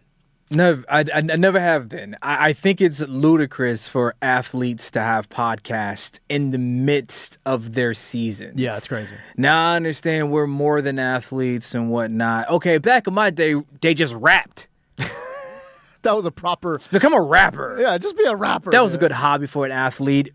I think athletes think that we care about their thoughts, but we don't. And it's been overexposed. Yeah. I'm just here to watch you hopefully win a championship for my sports teams. I honestly have no care for your thoughts about locker room activities because most of it, that's what it is gossiping. Yeah, it's gossip. And it's a lot of there's gossip. like usually some co-hosts who couldn't like, no offense to Market 68, but couldn't crack it in Market 68. And, here on proper radio, we have clocks and we have FCC standards to advise to. And there's just some guy who, like, can't dribble once with their left hand, like, also offering takes with them. It's too much, fam. It's too much. And I agree with Tim Hardaway 1,000% because David Stern would have shut all of that down. Oh, there's no way. And have him in dress there's clothes. No way. Yeah, you gotta wear a tie. Okay, you gotta wear a tie. No, I hear that part of it too. And again, I'm old school, man. I understand. I get it. I think I agree with you. It's a bit much. As a sports talk show host, obviously, I love the fact that they have a podcast. It just gives me content all day long, right? Okay. Now that being said, Josh Hart did respond to Tim Hardaway's critique with a very simple 2-word joke. He quote tweeted and said, "I agree." I agree. He and Jalen Brunson have a very popular show called The Roommate Show that does air throughout the season. Now, that being said, the Knicks did win a title. Jalen Brunson won Finals MVP, and Jaylen Brown last year was streaming on Twitch. I mean, again, listen, Sports Talk Radio, we love the fact that Jaylen Brown has a Twitch and he's going out there streaming. There's a lot of content right there, right? But the year prior, Jaylen Brown on Twitch, streaming all the time, doing the live streaming and all that, and he helped guide the Celtics to a 2024 championship. So the argument that one of the arguments against a player podcast is that it's taking away from the basketball, right? That their attention is divided. And when it's like that, like how well are you doing on the basketball court? And the Jalen Brunson podcast and the Jaylen Brown stream on Twitch would indicate that, hey man, basketball is basketball. They're going to spend their time doing that and perfecting their craft, but they still have extra time. Isn't that old Beyonce quote? We all have 24 hours or whatever. Everyone in the world's got 24 hours. We got the same 24 hours. We got the same 24 hours, right? So, and it sounds like, look, these guys do obviously a tremendous job working on their craft on the basketball side. And, when they podcast or if they stream or do that kind of stuff, they're doing that too. How many hours can you really dedicate to your craft of basketball? I mean, there's physical limitations, right? Okay, you watch film. All right, cool. Let's say that's an hour.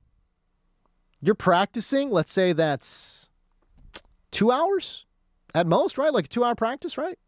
Okay. All right, you're doing work on the side. Again, there's physical limitation. You can't, it's not like you could work on basketball for 10 hours. It's impossible. Your body won't allow it. Kobe would have never had a podcast. Kobe would have never had a podcast. I don't know, man. I don't know. I think it's just me being grumpy radio guy who went to college for this and had to take ethics and journalism. And it's like, they're taking our germs. They took your germs. Took our germs. Took your germs. Now, listen, but that being said, there is something to it because can I also say this, Kane? Man, there are a lot of bad podcasts out there, bro. There are a lot of bad athlete podcasts, a ton. Like an insane amount.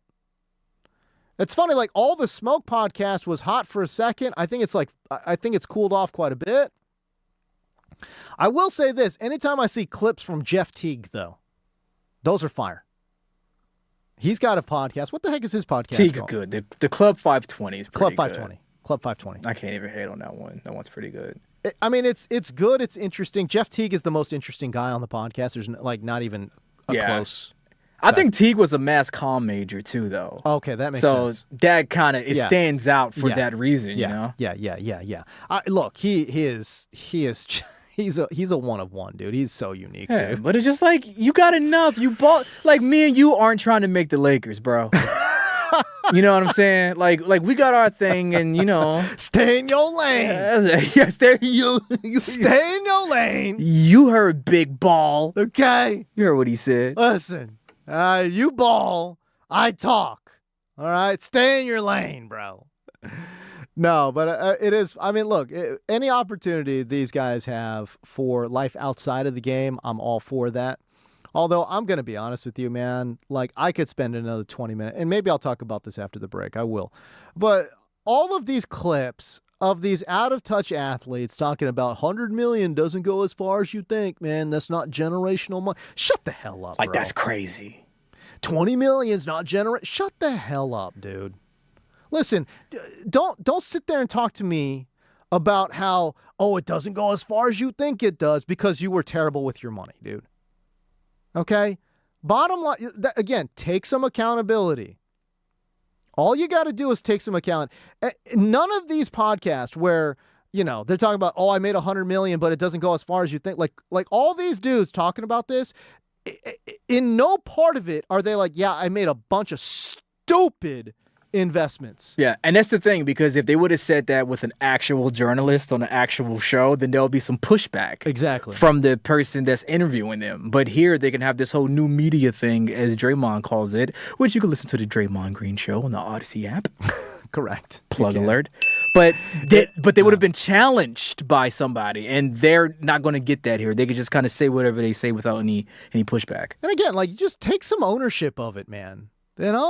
That would go so far with these statements, these outlandish statements that they make. Anyways, maybe we'll expand on it after the break. I don't know. I don't know if I have the energy to talk about it, to be honest with you, man. I will tell. Hey, speaking of player podcast, man, Sebastian Telfair, Bassy chimed in on the state of NBA players and gold diggers. This all makes sense now when players talk about losing money. You know what? We are going to expand on this. We're going to expand on this, okay? Bassy talking about gold diggers.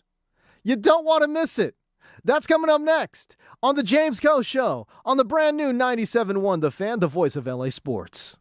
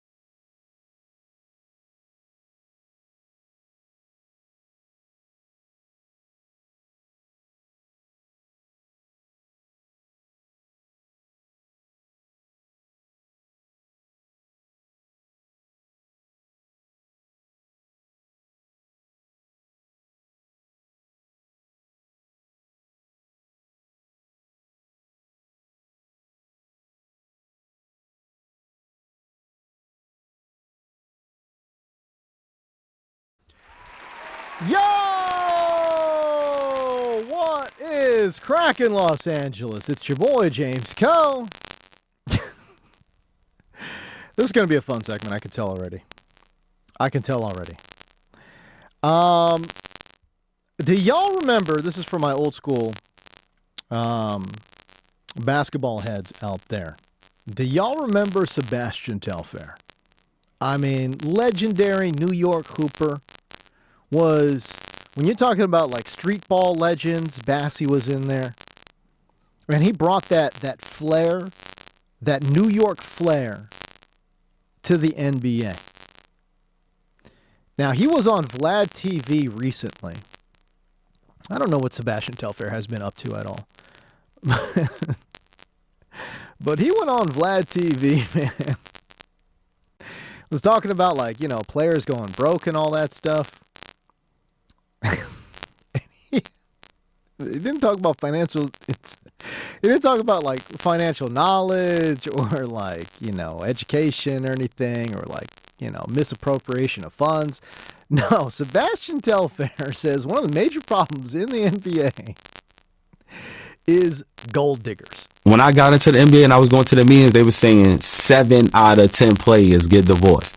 Now it's 9 out of 10 players. Yeah. So if people want to know where's the wealth in the basketball, it's in the divorce. Right. The ex-wives. Yeah, giving up the pension and all that stuff. I'm like, bro. Oh yeah, Larsa Pippen, she got Scotty's pension. That was wild. The NBA need to do something about that. And I actually was on the phone with them 2 weeks about this issue, and they said they was trying to come up with something to protect the players, because it's the players though. It's the players. Like dudes got to understand that pretty girl that's on the side of you right now in that nice house, her energy will shift. 9 out of 10.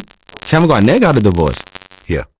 Like Shaq got a divorce. Shaq got a divorce. Michael Jordan got a divorce. Yeah. So I want to tell, this is for all the players. I'll be the bad guy. I'll be the one. Like, what Shorty saying next to us ain't it. Them basketball players, so everybody you see right now with them girls ain't it. Now you still got that one. So I don't want to discredit maybe Savannah the one. Yeah. You know what I'm saying? But the other 9, y'all bogus. And I'm telling y'all bogus. LeBron's got to be thinking like, well, hold up, dude. Why are you bringing my girl into this, dude? Why? LeBron's got to be at home be like, well, hold up now. I mean, you got to remember. Hold up. So you remember, I think Sebastian Telfair and LeBron James once shared a cover of Slam magazine. I think that's right. I'm telling you, Bassie was a legend, dude. So Savannah was probably like at the shoot and cut, just hanging out. Oh, man. Dude. Man, Bassie was crazy in high school, bro. It's just listen, it's just a funny story because there's so many reasons why players go broke. And let me just say this. Look, players go broke at a much higher rate than you would expect, right? But actually, they go broke at a lesser rate than people who win the lottery. They did a study about this. The vast majority of people who win the lottery, and I'm talking like not like 100 milli or like, you know, 600 million or a billion or whatever. We're talking like if you win 100 G's, you're much more likely to go broke. It's crazy. It's extremely high. When you just dump a bunch of money into your bank account, the human brain goes absolutely haywire. And the bankruptcy rate among lottery winners is extraordinarily high, right? And athletes getting all this money, they also go broke at a really high rate, but not as high as lottery winners. So again, if we are trying to compare apples to, and look, when we talk about this, it's like, it's funny, right? Like, you think about crime rates, right? The crime rate among athletes is actually lower than the general populace. Now, I know there's obviously some really, really bad examples of bad humans being athletes, but you have to compare athletes versus just the general public. And maybe that's not fair. I heard an argument saying, no, you should probably compare them with other millionaires. And the crime rate among millionaires is pretty low. And so the crime rate among athletes is relatively high compared to other millionaires. I think there is something to that. But again, these guys are new to money and blah, blah, blah, blah. Man, I don't know. But either way, athletes go broke a lot. And I mean, shoot, how much money did Floyd Mayweather make? And this guy's he's like made $1 billion. Floyd Mayweather seemingly is in some financial trouble right now. Not really emphasizing the money in Money Mayweather. You know what I'm saying? So you're wondering, like, well, why is he taking this, fight against Manny Pacquiao after all these years? There you go. Just do a little bit of research. You find out that he's in a lot of he's got some pain coming down the pipeline, man. But I just find it funny that of all the reasons that players go broke, Sebastian Telfair highlighting gold diggers. Come on, guys. That's objectively funny. That is objectively funny. Listen, man, the game is the game, right? So sometimes when you see a sucker, you lick. Man. You see a sucker, you lick. Oh, man. And a lot of them NBA players are getting licked on. And again, the other thing that's disturbing about it is that Sebastian Telfair is saying, like, the NBA, they need to do something about this problem. This is a league-wide problem, y'all. The league needs to step in and do something. Bro, no, they don't. No, they do not. They do not need to step in and talk about personal accountability. I mean, again, there's a lot of reasons why players go broke, okay? Getting a divorce shouldn't be one of those you could get divorced and they take half of 100 milli, you have 50 milli, you should still be okay. You know what I'm saying? Does that, that's, again, like, I get what Bassie is saying, dog. Like, I get it. But on the totem pole of problems for players' financial security in the future, I would put, like, gold diggers at, like, I don't know, like 10. You know? And again, this is a big thing that's going around on social media. Like, Carmelo Anthony has talked about it. Odell Beckham has recently talked about it. Odell Beckham talked about how $100 million, quote, isn't that much money. And he starts breaking it down, and it's absolutely insane, right? Like, he's like, yo, man, okay, on paper, it's 100 milli, right? But then after taxes, you take home 60 milli. Okay, so now it's just 60 milli. After taxes, that's just 12 million a year. Okay. And then he's like, okay, so it's 12 million a year. And then after you buy a car, after you buy a house for your mom, after you do some living, that's 4 million a year. I'm like, dog, do you not see the problem? You cannot be spending 4 million a year. What are you talking about? What? I need to know. Look, man. You played in New York. You want to buy a New York crib? Okay, cool. Like, there's nothing in your contract that says you need to buy a $12 million condo in the heart of Brooklyn. Like, we just don't need to do this. You buy a $1 million house. That's a lot of house. Listen, $1 million. It doesn't buy you like if you're like in Manhattan Beach, it's not like buying you like the best place. It's not. As a matter of fact, it's buying you nothing. It's buying you a small little crib in Manhattan Beach. But dude, listen, Manhattan Beach is a really nice place. You don't want to live? Okay, fine. Go to Texas. $1 million buckaroos in Houston? What? Dog, that will get you so far. But again, by the way, you don't need to spend $1 million to buy a house for your moms. And listen, we love our moms. You don't need to spend $1 million on their house, dude. Can you spend $700,000? Can you buy $1 million house for yourself? And by the way, this is not $4 million a year. A year?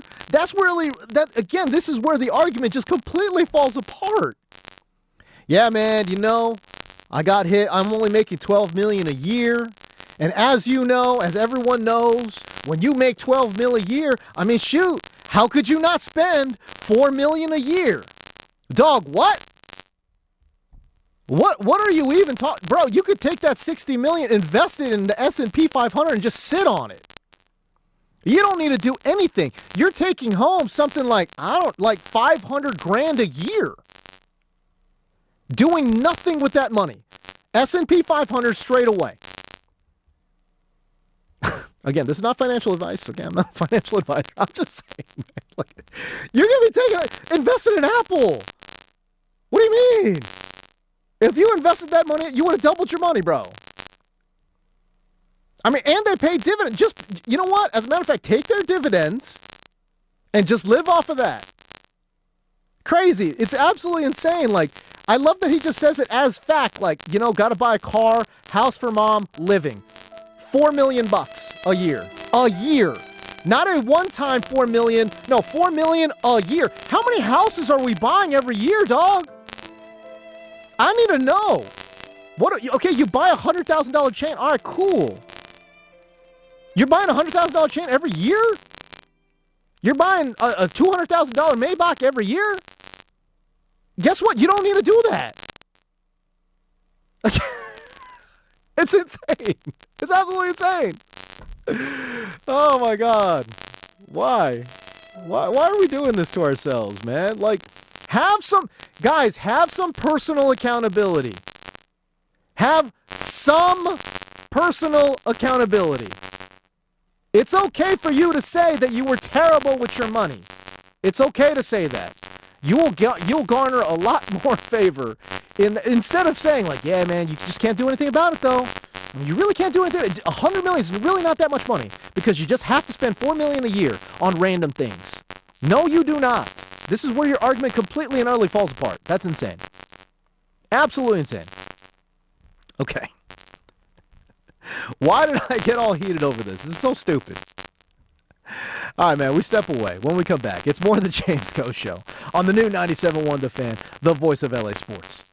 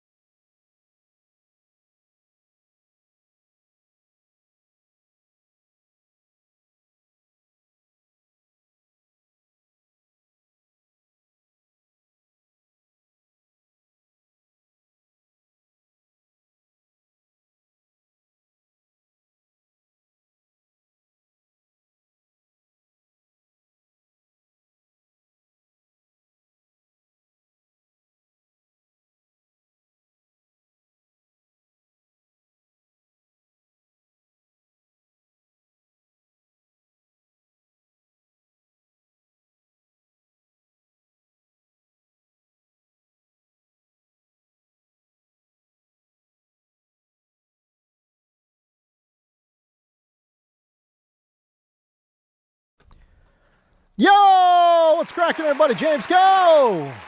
Here with you. Having a good old time on a beautiful Tuesday evening. If you guys are listening to the show, man, we appreciate y'all. If you want to be part of the show, 855-97-LA-FAN. Definitely appreciate the folks who are in the YouTube chat right now. Donnie Boy helping us out on the tech side. Appreciate you, brother. Hey, man. One of the big Laker rumors is whether or not Jonathan Kuminga is going to sign with the Lakers. And let me just say this, man. Jonathan Kuminga, if he ends up in a Lakers uniform, that could be transformative. He could literally emerge as the team's third best player. It would be, as a matter of fact, I would go so far as to say if he put in consistent effort, he could legitimately be the Lakers' second best player, honestly. Much more well-rounded than Walker Kessler, who is a rim protector, but I don't want to say a zero offensively, but certainly not going to create for himself on the offensive side. Austin Reeves, as we know, incredible offensive player. He has had some trouble in the postseason, so we'll see if he can get that one. That aspect of his game kind of sort of stabilized, but he's not known as a great defensive player either, and I think that's being generous with that, right? So Jonathan Kuminga, though, if you think about his highs, like his high of highs, he could absolutely be the second best player on the Lakers if he ends up in the purple and gold. Now, that being said, the internet rumors right now are on freaking fire. There have been numerous fake reports saying that Jonathan Kuminga has indeed signed with the Lakers. They're just hashing out the details. How they pulled that deal off, I'm not sure. Obviously, I would imagine that would have to involve some combination of Jared Vanderbilt and Bronny James and, other player pieces and parts. If Atlanta did a sign and trade with Kuminga, would they simply take back a pick swap? And some second round picks, because that's the only tradable assets that LA really has. The Vanderbilt contract too, it's just not that desirable. It's a two-year contract for $12 million. It's a movable piece. Certainly you can move it around, but it's not like, oh my God, I got to get that contract in here for financial relief. That part doesn't make sense. It doesn't. So anyways, there's a lot, dude. There is so much smoke and a lot of unsubstantiated internet rumors right now that Kuminga is all but signed. They're just working out the small details, getting Kuminga to the Lakers. Now, again, like I said, unsubstantiated. There's really I don't know how much truth there is to those rumors. But that being said, Iman Shumpert was on a podcast, and in his podcast, he had Shams as a guest on there. And you know what? Iman Shumpert thinks it's a done deal. I thought Kuminga went to L.A. That's not done yet. I believe the Lakers, the Cavs, a couple other teams, potential suitors for Jonathan Kuminga, but no deal yet. Damn. No deal. You know what's really interesting there, too, is that Sham said it's not done yet. The yet part really piqued my interest. Now, I will say this about Shams. Obviously, he's the best NBA insider in the game currently. No Woj bombs now. There's no Woj. Woj doesn't exist in the media landscape. It's just Shams. But what I will say about Shams is that as good as an NBA insider as he is, he still is a little choppy on air. As a sports broadcaster, he's a little on the choppy side, right? Not that he needs to be super well polished he doesn't need to be TV polished to do his job well, because his job is to be an NBA insider, but he is a little choppy when we're talking about sports media. And maybe that yet that he said was just part of that, was just part of his choppiness as a sports broadcaster. But if it wasn't, and it's a, hey, I have some information, but I can't tell you what that information is yet, because I know he did mention some other teams in that statement as well. But that yet part of his statement, he has not signed with the Lakers yet. That definitely piqued my interest. It lets you know, and I know he listed off some other teams, but it lets you know that the Lakers are definitely in the mix. And maybe you're saying to yourself, yeah, that's old news. I get it. Look, man, that's not the case. Like, there's a lot of people who think that they just, again, because they signed the players that they signed, they don't have the cap space. They cannot make this happen. The only way that it does, in my personal opinion, the only way that this can happen is through a sign-and trade. Now, Kuminga's camp wants $25 million. I think that much is a pipe dream. I think that's not going to happen. Lakers reportedly try to sign him to a 2-year $20. That also seems extraordinarily low. There's got to be other franchises that would be willing to pay that price. That price is nothing. 2-year $20 is nothing. Now, can the Lakers up that deal somehow? I don't know how they go about doing that. Again, I would imagine some combination of Jared Vanderbilt and Bronny James. If you combine those two guys, gave your second-round picks and a pick swap, is that enough? Is that enough? Do you sign Kuminga to a 2-year $30? Is that enough? I don't know. Like I said, he wants to retain his bird rights. That's got to be huge for him. It's got to be huge. Because, again, he could sign for, like, the MLE somewhere else, certainly, but he would lose his bird rights. Doesn't want to do that. Because in the grand scheme of things, if you hold on to those bird rights, man, you can sign your contract extension, and that extension ends up being worth a lot more money. These players are holding on to their bird rights like, you know what I'm saying? Like, it's life or death, man. These players got to hold on to their bird rights. They want to be able to have that financial upside of having your bird rights, where you can sign an extra year, you get better pay increases, all that stuff, man. Like you leaving a lot of money on the table if you give up those bird rights. So it's interesting, man. Very interesting. Iman Shumpert thought it was done deal. Sham says, not so fast, my friend. And he says, it's not done yet. Ken, what are you telling me here, man? We got some updates here? Interesting. We have some updates from Adam Silver on the ongoing Clippers aspiration investigation. We should play this now, and then we can react after. Let's play it now. Here's Adam Silver on the ongoing Clippers aspiration investigation. I'm hopeful that it will wrap up this summer, so that would continue to be the goal here. And I just want to clarify, so everyone understands, I mean, the league did not pause the trade.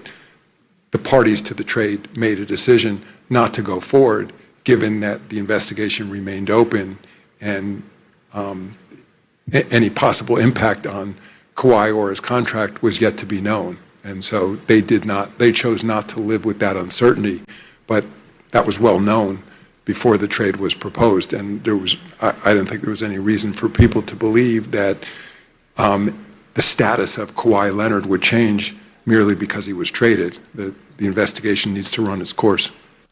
Interesting stuff from Adam Silver. There's a lot to break down and parse down in that. Don't have a ton of time here, but you know what? While we still got time before we get to the clock here, I will react this way. What Adam Silver said flies in the face of reporting, which is Toronto would assume some risk. And the way that I had read that and the way I think Toronto read that would be, if they made this trade, they would assume some of the penalty risk that the Clippers are also facing in regards to the aspiration deal. Why that makes sense? It doesn't make any sense. And maybe Adam Silver is saying that's not what happened. It certainly sounds like that's what he is trying to say. He's trying to say that, look, everyone knew that that the Kawhi Leonard deal, that he was going to face some penalties here or could face some penalties. But, yeah, man, I don't know. we started this show talking about how the aspiration deal might be one of another endorsement deal that had not been reported, and that the league is investigating potentially via the Athletic reporting that they are potentially investigating that there is a second unknown endorsement deal for Kawhi Leonard. We'll break that down on the backside of this break. You're listening to the James Coe Show on the brand new 97.1 The Fan, the voice of LA sports.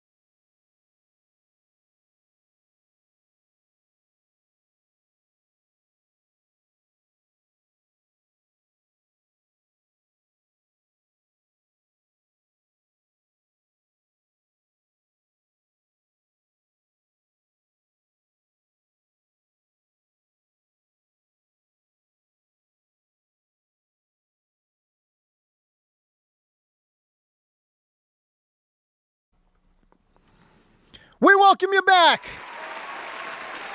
It's your boy, James Coe. It's super producer Kane behind the glass. How we doing on this 9 o'clock hour? Oh, man. Beautiful baseball day. I mean, overall, great for sports. Better than the French football team, I'll tell you that, though. French football got waxed. Sacre bleu. You know, what's interesting, too, like I said, I don't know nothing about soccer, man, and I wish I did. Like, soccer fandom seems like a lot of fun. I know nothing about soccer. I'm a World Cup fan. I'm not a soccer fan. There's a huge difference here. But I did find it interesting. Like, I know Spain was one of the early favorites to win this whole tournament, and then they didn't look good in the group stage at all. And then here they go. They're getting hot. They wax France. I thought France was going to win this thing. I mean, you thought right, because remember, Spain drew with Cabo Verde. That's what I'm saying. 0-0. They did not look good in the groups. He was like, all right, Lamine Yamal, he too soon. Nah, man, but them conquistadors not with the bull. You know? And they got Mbappe up out of here. I mean, that was the thing. Like, I thought Mbappe was just going to Mbappe this thing, you know? But again, I know nothing about soccer, man. But yeah, it's interesting. You know, they're getting hot at the right time. Is Spain. Now for a chance for France to go for un, deux, trois place. All right. So Mbappe try to get that golden boot. We'll see. You know, here's the thing. We had just played this Adam Silver audio, man. You know what? Let's fire this thing up again. For the folks that are just joining us, Adam Silver just spoke. And again, it was the Board of Governors meeting here in regards to why Adam Silver was taking the podium. But it's a Board of Governors press conference, and obviously somebody had asked him about the Clippers and the aspiration investigation. This is what Adam Silver had to say. I'm hopeful that it will wrap up this summer, so that would continue to be the goal here. And I just want to clarify, you know, so everyone understands, I mean, the league did not pause the trade. The parties to the trade made a decision not to go forward, given that the investigation remained open and any possible impact on Kawhi or his contract was yet to be known. And so they chose not to live with that uncertainty, but that was well known before the trade was proposed. And I didn't think there was any reason for people to believe that the status of Kawhi Leonard would change merely because he was traded. The investigation needs to run its course. Yeah, there's two things there. He's saying that the league did not step in and pause the trade. That, while technically true, when you basically threaten the Toronto Raptors, you are stepping in very indirectly, maybe not so indirectly, honestly. And so, yeah, this is not, like I said, the league with Chris Paul saying, nope, that's not good enough. That's not good enough of a package from LA, and we're not going to send Chris Paul to the Lakers. So while technically that is true, I think that's disingenuous to say that the league did not step in. They did step in, and while you're right, they didn't just immediately press the pause button themselves. Look, there's something in legal talk called a chilling effect, right? And what the league did was basically say, hey, listen, Toronto, y'all can make this trade, but something bad could happen to you. That's called the chilling effect. And in that way, they absolutely paused this trade. Absolutely. So, and that's how Toronto certainly felt. I think they got the message loud and clear from the league saying, okay, if that's what you guys are going to say, man, like, all right, well, I guess we'll just have to pause this. I guess we'll have to pause this deal. And like I said, The Athletic today reporting that the league is investigating a potential second endorsement deal that is off the books. Listen, players can get endorsements all they want, but when it's like this, it's an unknown endorsement, then I would assume what the league is actually looking into is not the endorsement, but did the Clippers have anything to do with this endorsement? Remember, this is how Aspiration went down. Aspiration gave a bunch of money to Kawhi Leonard to the tune of nearly $30 million, right? And lo and behold, the Clippers owner, Steve Ballmer, gave just about $30 million to Aspiration.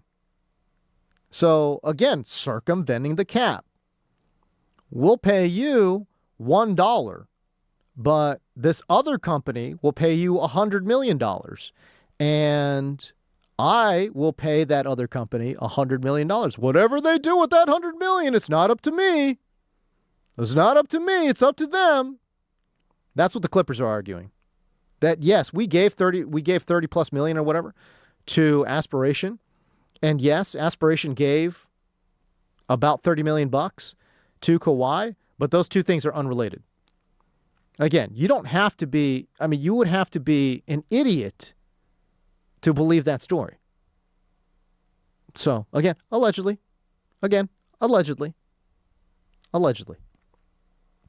So, according to the report from The Athletic today, there is potentially another endorsement deal that Kawhi Leonard worked out. Could the Clippers be involved in that one too? That's wild. The only reason this aspiration thing went down is because one of the principals involved with aspiration, the Sandberg character, he was under investigation for fraud at the federal level, right? So these court documents came out. Pablo Torre ended up seeing some of it, going through it, and then made the connection between aspiration and Steve Ballmer, and then that set the ball rolling. Could there be another company? Absolutely. If aspiration wasn't going under, if aspiration wasn't under investigation for fraud, the Clippers would have absolutely gotten away with this thing. So again, is there another company that is not going under, that is doing totally fine financially, that is tied to Steve Ballmer, and also giving a no-show endorsement deal to Kawhi Leonard? How do you go about finding that information? It's not as if you can just go to Kawhi and say, hey, open up your bank account and let us see everything that is going on financially with you. That makes no dang sense. You can't do that. This is not the court of law. This is the court of the NBA. Investigating cap circumvention. Two totally different things. But if the NBA got a tip that there is a second company giving a fake endorsement to Kawhi Leonard, and this is another example, potential example of cap circumvention, oh, baby. What are we looking at here, man? I will say Adam Silver talked about both parties knew. I think that's fair to say. Both parties did know that a Kawhi investigation wasn't complete and that both parties knew that the penalties would be assessed at a later date. What are those penalties going to be, man? What are those penalties going to be? And again, the thought is that if they made this deal, that Toronto would assume some risk. Toronto's like, well, hold up, dude. What do you mean? We're just getting a player.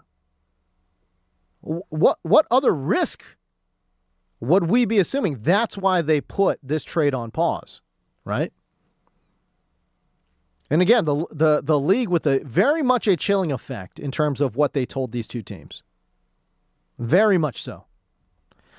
Man, I'm fascinated, man. Like, again, I love this kind of stuff, man.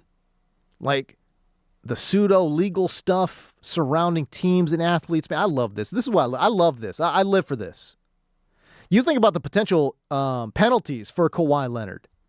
What do those look like? It could be they void his contract. It could be that they void his contract. It could be that everyone is assuming that he's going to get suspended. That's I think, that is the generally accepted assumption by all basketball fans, is that Kawhi is going to see some kind of suspension. 20, 40, 60, season long? I don't know. But the true kick in the pants would be if they voided out his contract. If they voided out his contract and said, Kawhi, you have now lost your bird rights. And they tell the Clippers, if y'all try to re-sign Kawhi Leonard, you will lose additional draft picks. I don't know if they would be in their I don't know if they would have the power to do that. That being said, I don't know if they don't have the power to do that. You know what I'm saying? You know what I mean? The league could come down, and by the way, the other 29 owners could also come in and chip in and say, man, we got to stop this, dude. By the way, this is self-preservation for the other 29 owners. If cap circumvention is allowed, the other 29 owners are all of a sudden going to have to pay more for players, and they don't want to do that. Do you get what I'm saying? Steve Ballmer has $30 billion? Like, he doesn't care about 28 million, y'all. He don't care. He wants to win. These other broke franchises, I'm using air quotes here, their cheap asses are like, hey man, we don't want to spend a single cent more than we have to because they're cheapos. For the 29 other teams, I'm telling you, that is just straight up corporate greed. It is self-preservation. They don't want to get into a bidding war against each other to circumvent the cap and make that work. That is why the other 29 owners could get together and say, Commissioner Adam Silver, you're our mouthpiece. You work for us. The Clippers, they need to get absolutely dealt with harshly here. Players, if you're looking for a cap circumvention, which, by the way, could potentially be happening in Milwaukee right now with Gary Trent, players, agents, if y'all want to get involved in the cap circumvention business, listen, you could do that, but the league is, if we find out, the league is coming down hard on the player, not just the team. Make it such that guys, shady characters like Uncle Dennis, don't have a voice, that they don't have power in these cap circumvention contracts. Make it so prohibitive that these agents aren't even thinking about cap circumvention because they will get absolutely hammered. Make that the rule. Make that the norm. I guarantee you in the Board of Governors meeting that they had today, I guarantee you that was a talking point. You got to come down hard on the player to prevent the player and their representatives from seeking cap circumvention type of deals like we have in Milwaukee, like we have in LA allegedly. And we got to come down hard on these teams. We got to come down hard on the two parties that will be interested in cap circumvention, the player and the team. I don't know what penalties are going to be doled out to the Clippers. I have no idea. But loss of draft picks, multiple loss of draft picks seems very much in play. How many? I don't know. An educated guess? I think the most they could do is take away 5. That would be brutal. I would say more likely they're probably going to come down on 2. If I just, again, educated guess here. I think they come down on 2 first-round picks being taken away. Who, 2? Listen. Might be more. Like I said, I think maximum 5. We're going to bring up an old school name. Yeah. Remember the Joe Smith saga? No. And Joe Smith and the Wolves got caught? Oh, my God. That's right. And they got 5 taken away. You're right. Okay, you're right. Okay, so 5, I would say, you know what? We're upping it. We're going to 5. But see, it was a different... David Stern was absolutely much more harsh and strict than Adam Silver. So I'm kind of going based off of that history. But I think that's why it will be harsher, because Adam Silver, has been known as a pushover. People talk about, control the league, Adam Silver. Yeah, Enough. exactly. Yeah. Players are doing podcasts. We got Milwaukee giving Gary Trent Jr. just an 464. Like, stupid. What? Yeah, like, stupid. Something has to be done. And if you want to, keep working for us, because remember, you work for us, Adam Silver, right? Correct. Says the owners. Correct. Then you need to come down and make sure this doesn't happen again. And again, if this Gary Trent thing does pan out to, again, they start an investigation into Gary Trent, and, it's more cap circumvention. Again, this is the league. I guarantee you these other owners don't want this to become a normal thing. They do not want cap circumvention to be a normal thing. Why? Because it's going to cost them money. You think 29 other billionaires want to compete against 29 other billion? Like, no. They don't want to get into bidding wars for these players. That's why they have the cap in the first place.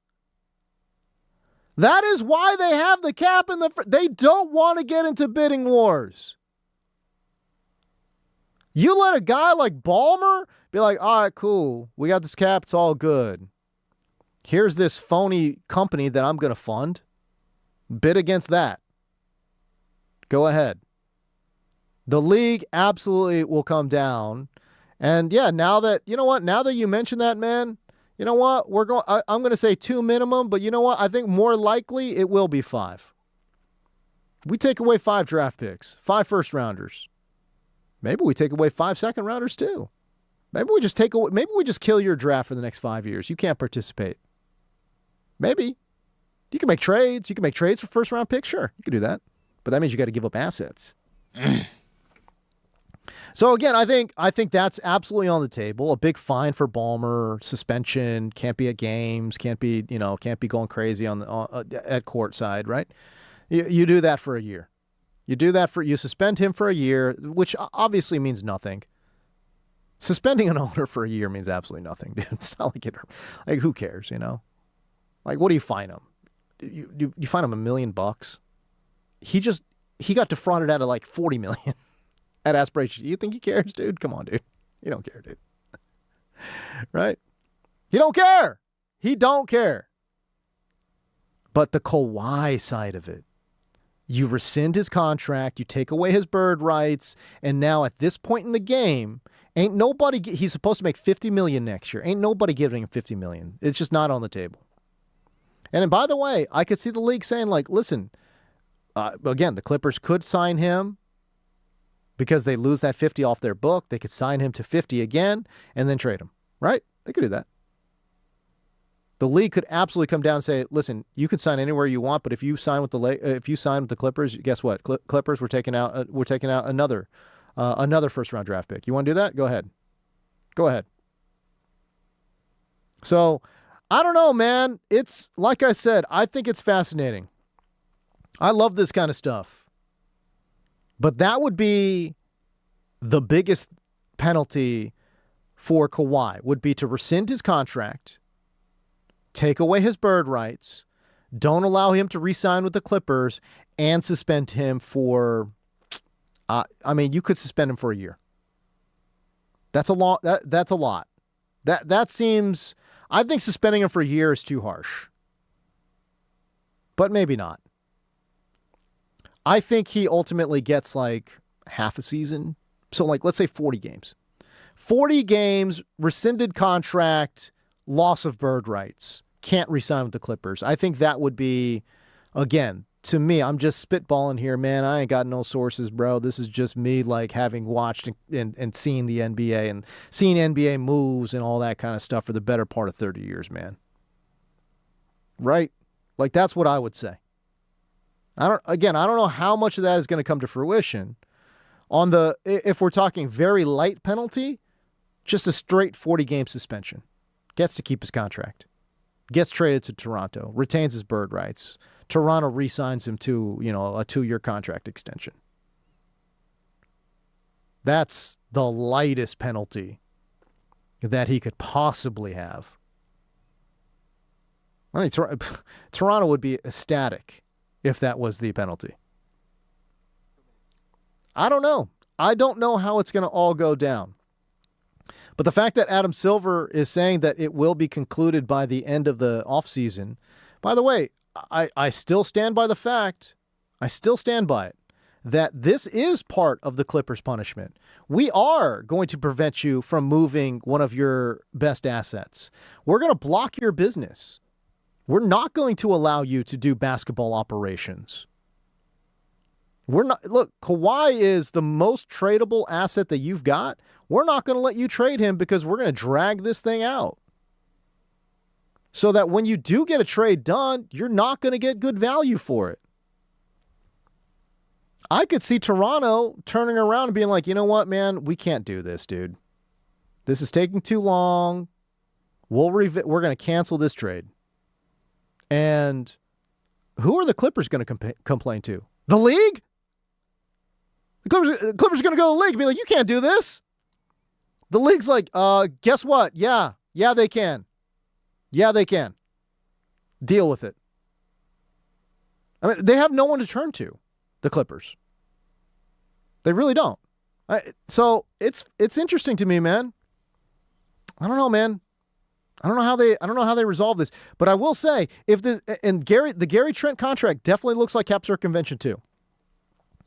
If you're telling me this is becoming a more widespread problem, and the governor and the governors of all these team owners look at this and say, man, this is becoming a bigger problem, I promise you, they are going to come down with the wrath of God on both Kawhi Leonard and the Clippers, man. Really interesting. And by the way, you best believe that Gary Trent investigation is coming, dude. You best believe it's coming. And by the way, could that lead to penalties to the agents? Could that lead to penalties for Rich Paul? Because Rich Paul represents Gary Trent now.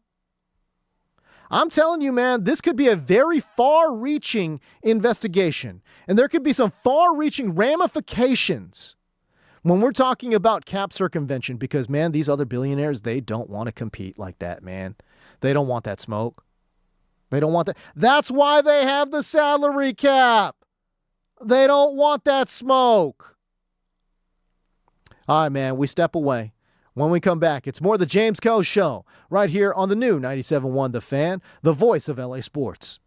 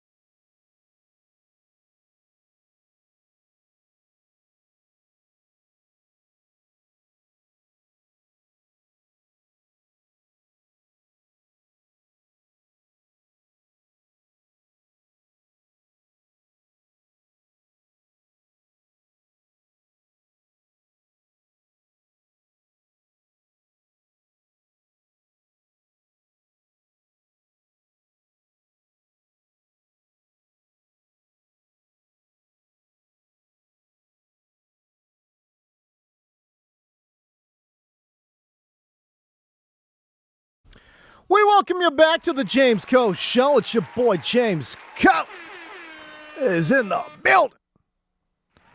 We are fast approaching the 10 o'clock hour. 30 minutes left in this show, man. I ain't gonna let nobody tell me that these 4 hours, how do y'all do it? There ain't no sports going on. I don't care, bro. You think I can't talk for 4 hours on sports? On sports? Shoot, man. I don't know. This is, again, man, I'm just having fun out here. It's all good. It is all good. But I'll tell you what, man, we're going to switch over to football now. And we are going to play my favorite game. Let's go. Time now to play Who the Fuck? Yeah, boy. If this is your first time experiencing this show and this segment, it's Who the F? Basically, we just list off random old players, and we just have a good time with it, man. Reminiscing, going down memory lane, dude. Just having fun, man. I don't know why this segment works, but I tell you what, man, it works. Today, we focus in on the Raiders. I know technically they're not an LA team, and generally we've done LA teams, but you know what, man? LA, dude, listen, the Raiders got some DNA in LA. They do. Whether we're talking about Ice Cube, rocking the Raiders starter jackets. Who didn't want a Raiders starter jacket back in the day, man? That's LA. That's LA. Maybe I'm talking out of pocket here, but I feel like the Raiders are more LA than the Chargers right now. Am I speaking out of turn, bro? Is that out of pocket? Not at all. Nah. I mean, you heard Max Crosby earlier. Correct. He said they San Diego wins. They're San Diego. You know. I don't know. I love the Chargers too. Anyways. Okay, we go back to the year 2001. We go to their starting running back. This isn't really that deep, but I just wanted to highlight Charlie Garner.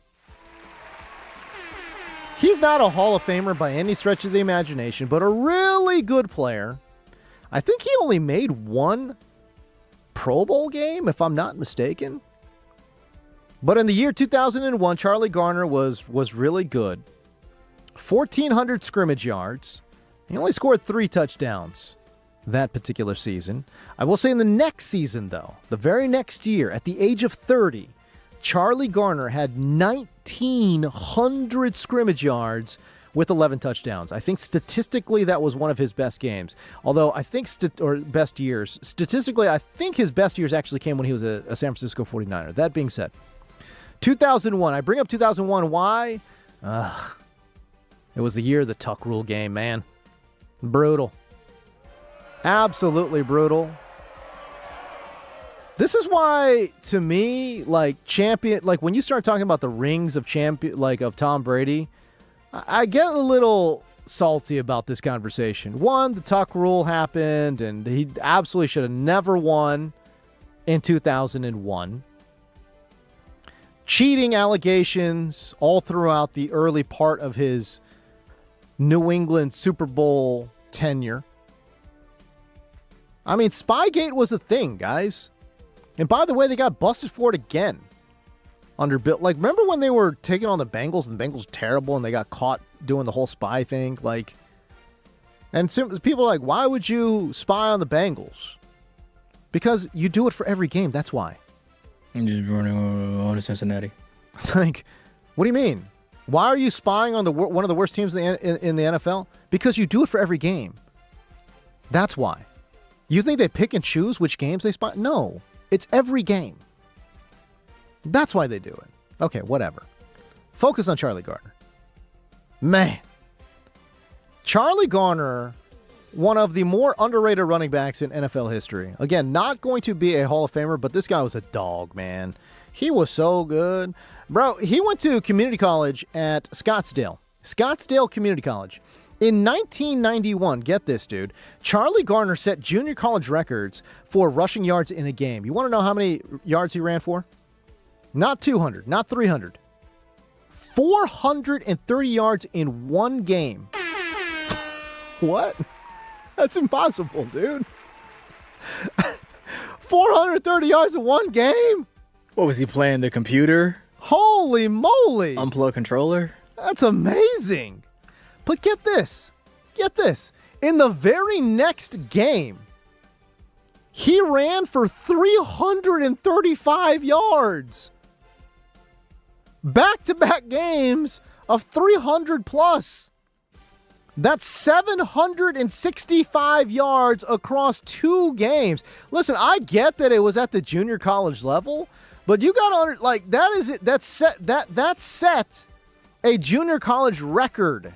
430 yards in 1 game. By the way, it's not like he had the Niners or Raiders offensive line blocking for him. No, dude, it was the Scottsdale Community College O-line. Charlie Garner was a beast. Savage. 430. Very next game, he runs for 335. That's insane, bro. His best game, single game, came as a Niner, where he ran for 201 yards as a Niner against the hated Cowboys in the year 2000. He had 235 total yards in that game. Same season, he had another game where he had 199 scrimmage yards. But back to this 2001 Raiders team. This was a good team they had. Rich Gannon was their quarterback. I don't know how you feel about Rich Gannon. He was pretty good, though. Pretty good. I wouldn't say he's great, but Rich Gannon was pretty good. MVP. Hey. Got MVP. You could thank John Gruden for that. And, man, their wide receivers, legendary, bro. They had both Tim Brown and Jerry Rice as their starting wide receivers in 2001. Come on, man. That's awesome. You remember they had Sebastian Janikowski as their kicker, man? Hey, man. First round draft pick, Sebastian Janikowski. They had a legendary punter, too, in Shane Leckler. Dude. And just because I'm a Pac-12 honk, they also had as their backup quarterback Washington's own. Yes. Marquise Tuiasosopo, baby. Yeah! Marquise Tuiasosopo. What you know about Washington? What you know about them dogs? Come on, man. Don't mess with me. Don't mess with me now. I loved Marquise Tuiasosopo. One of the legendary names in college football, dog. Just an amazing player on Madden, by the way. Oh, hell yeah. Hell yeah. Hell yeah. Nah, man, this was a fun team, though. I legitimately loved this team. This was a really fun team. You had Chucky on the sideline, John Gruden on the sideline, doing the Chucky faces. It was just a wildly entertaining team. I love running backs, and so, yeah, I was drawn to Charlie Gardner, man. Charlie Gardner was a dog, dude. This guy was so good, man. So good. Really underrated. Now, he's not as random as I normally go on this segment, but I just wanted to highlight Charlie Garner because, dude, I really like Charlie Garner too, man. So there you go. Who the F? Yeah! Big ups to Charlie Garner, though, man. No, so Charlie Garner from Virginia. Okay. Great place to be from, if you ask me. Yes. And like he was definitely like a VHSL. That's the Virginia High School League legend. Oh, is that right? Was he dropping $300 every night? I mean, just a monster in Northern Virginia. Like, ask about him. There was a guy named Victor Macho Harris that almost what a name. Broke his record back in the day. But Victor Macho Harris wasn't playing CB at Virginia Tech. But got some pretty good football players out of Virginia. Oh, yeah. Shouts to Charlie Garner. Oh, yeah. Also, this was back in the day when people didn't fully appreciate, like, receiving chops. Like, Charlie Garner could really catch the football. Big backfield energy. Yeah, coming out of the backfield. Yeah. He was great, dude. He was definitely, and he was great for Gruden too, who does like to throw out of the backfield, man. But that was a fun team, and it's really unfortunate, dude. Like, they had a great secondary too. They should have won the Super Bowl that year.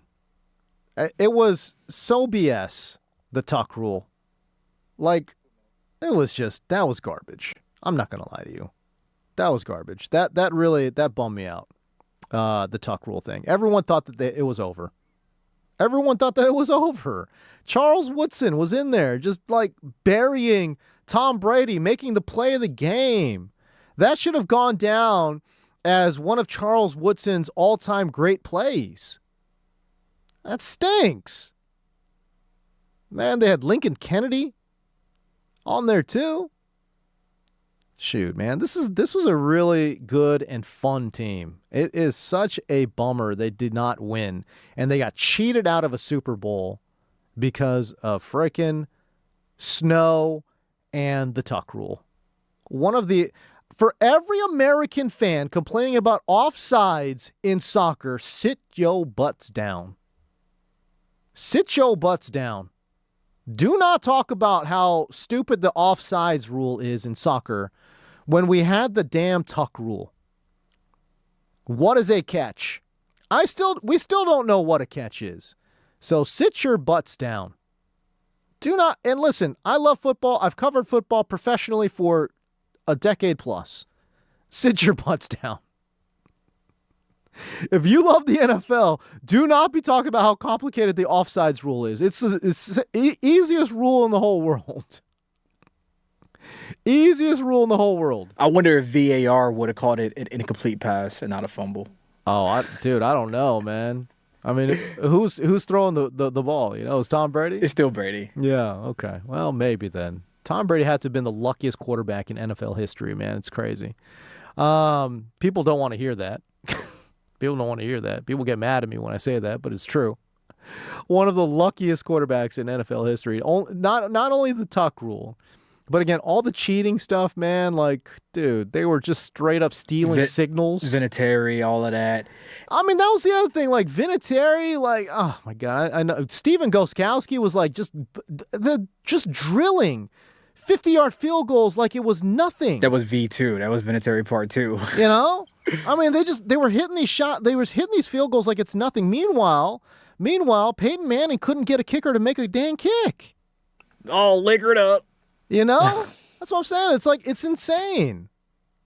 It's absolutely insane. Like, again, Tom Brady, great player, but don't tell me he didn't get lucky. He is the luckiest quarterback in NFL history. A lot of those, if they just had a normal kicker, like I'm talking like not one of the all-time great kickers, and then replace that all-time great kicker with another all-time great kicker. How many championships is this dude winning? I mean, just start from the apex. Mo Lewis. Insane. New York Jets knocking out Drew Bledsoe. It's like Tom Brady wore like a lucky jersey from a Disney movie or something and just had this wonderful life. It's so stupid. It's crazy. And like, that's his whole brand, is that he's just this infallible winner. And like, look, if he was out there just like driving down and like making like game-winning drives where the kicker wasn't even involved, then sure. That's not what he got them with. He got them to like the 35-yard line. And Adam Vinatieri's knocking down a 55-yard field goal for the game winner. What? Okay. That's Tom Brady. I mean, yeah, that's some of it's Tom Brady. I mean, can we just not get like a random, again, I go back to Quentin Jammer getting that interception on Tom Brady. All he has to do is go down, right? And the Chargers win that game. And they probably win the Super Bowl. Is it, again, luckiest quarterback in NFL history, dude. How many boneheaded... Chris Jones doesn't jump off sides for no damn reason at all. Like, why is he jumping off sides? It's insane. Insane. It made no sense. Luckiest quarterback of all time. Why is Green Bay not going for it on 4th down and they kick a field goal? Down 8. Bizarre coaching decisions. Bizarre. Nonsensical. Stupid. Luckiest quarterback in NFL history. Doesn't mean he's not great. He is great. Great football player. Also the luckiest. Both things can be true. By the way, Charlie Garner, shout out. There you go. All right, man. We step away. When we come back, we'll close out the show right here on the new 97.1 The Fan, the voice of LA Sports.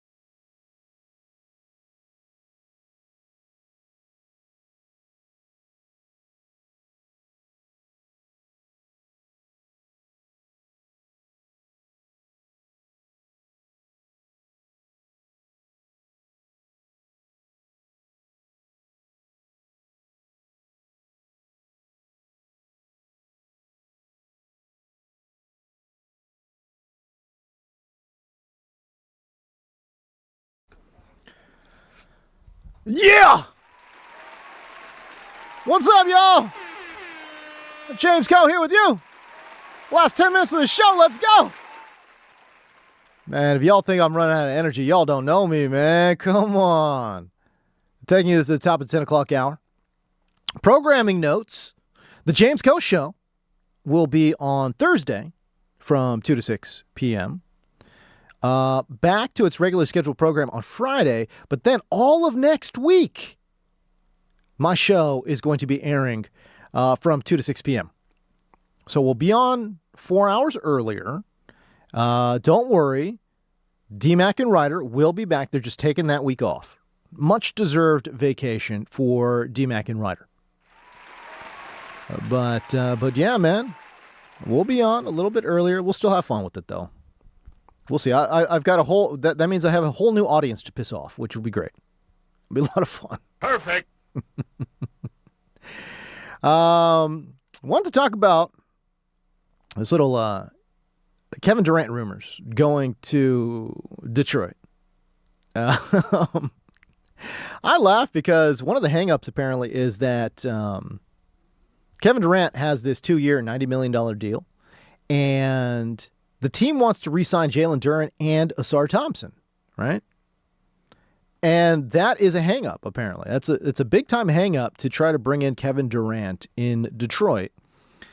And my question is, are we watching the same basketball game? Like, why does Asar Thompson matter at all? Why is Detroit prioritizing re-signing Asar Thompson? Who cares about Asar Thompson? I'm so he has a great name. It's Asar Excellence Thompson, and excellence is spelled XLCN. I think XL. I don't know. Whatever. It's XLNC. I think. Excellence. It's great. It's a great name. I love it. I love that he's got a twin in Houston, no less, with the same middle name. It's beautiful. Amen and Asar. It's beautiful. Who cares about Asar Thompson, though? It's a small forward who is shooting 20% from three. 20% from three over his 3-year career. Now, you could say, hey, listen, year number 1, he shot 18%. And year number 3, he shot 25%. So he's improving. Guys, that is so far below what is even acceptable. He would have to raise that percentage by 10 points. It's never going to happen. I don't want to say never, but it's not happening in the near future. You cannot give this guy big money. That would be, that might be cap circumvention, bro. Anytime a guy gets a bad contract, now we're just going to call it cap circumvention, bro. He's an elite wing defender, but he's been below 10 points per game in 2 of his last 3 years. Last year, he averaged just 9.9 points per game. Bro, what are we even talking about? Why is Asar Thompson even a priority for Detroit? What kind of contract would a non-shooting small forward elite defender even get on today's market? A guy who literally cannot hit a 3. What kind of market is he getting in the year of our Lord 2026? Hey, listen, if this was 1992, give this guy the max. We're not playing in the 90s now. I am utterly confused why Asar Thompson is even in part of this equation at all. If you can get Kevin Durant, why are you even talking about Asar Thompson? Okay, cool. You could either get one of the best all-time players, a guy that would immediately vault you into championship contender status, somebody who skill set plays perfectly with your best player, right? In Cade Cunningham. What does Cade Cunningham need right now? He needs a wing shooter, y'all. He needs somebody that can stretch the floor. It's not Asar Thompson. Again, the fact that Detroit won this many games with that lineup, where they've got 2 guys who literally cannot shoot anything outside of 15 feet, For them to win that many games is mind-boggling. Again, in the year of our Lord, 2026, they're winning out there with 3 guys who can shoot and 2 guys who absolutely give you nothing outside of 15 feet. How are they doing that? I don't have any clue. I don't know. This is such a random thing for me to rant on, but it's true. I'm like, why do they keep mentioning Asar Thompson? Like, am I taking crazy pills? Why do they keep mentioning Asar Thompson in the same breath as Kevin Durant? Who cares? That's crazy. That's crazy. Like, I don't even know what deal he would get. Like, what would Asar Thompson get in the open market? Let's say he was an unrestricted free agent right now. What's the deal he's getting? A 2-year 40? Maybe? Dude, he hurts you so bad offensively that there's like the market for Asar Thompson would be very light. Incredible. I think he might get a 2-year 30. Like, you give him just a little bit more than the MLE. That's it. You get an elite wing defender, that's it. But dude, you have to build your entire roster around that deficiency offensively. That's crazy to me. It's so hard to do. I don't see it, man. I don't see it. Maybe I'm crazy. By the way, Klay Thompson, if we're speaking about NBA rumors here, Klay Thompson, apparently the Dallas Mavericks want to move on from Klay. Why not Klay to the Lakers? I know this sounds like insane crazy. He's got 1 year, $17 million left on his deal. Vandy has a 2-year, $25 million deal left, so he's making about 12.5. Do you make that deal if you're LA?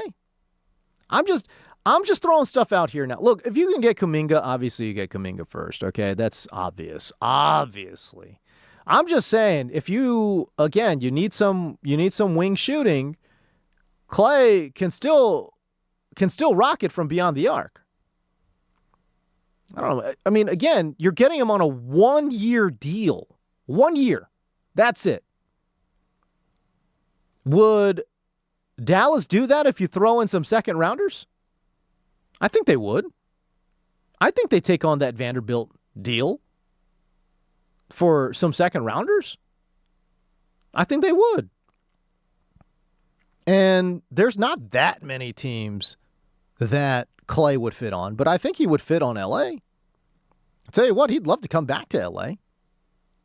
Come home. You know? Should have came 2 years ago. That's what I'm saying. That's what I'm saying. Absolutely should have done that. I think, like I said, I don't know. I'm just, again, this is the show where we love conspiracy theories. This is the show that we just like throwing up random stuff. I was just, my basketball brain gets working, and I'm just wondering why there isn't a little bit of a push from the Lakers to go get Klay Thompson. I know he's washed, guys. Look, it's a 1-year deal worth $17 million. Okay? So it's not like a big financial commitment. As a matter of fact, you get out of the Vanderbilt deal a year earlier. That's good. That's actually good. So for a financial flex capability, like, it's good. Plus, LA. Come on, man. Home of the stars. You bring in Klay. The fans will like it. The fans will like it too. All right, man. We had a great show. Our guy Kane behind the glass. It was awesome. Appreciate you. But we got to get up out of here, man. For Kane, I'm James Coe. But remember, it's never, ever too late to chase your dreams. Peace.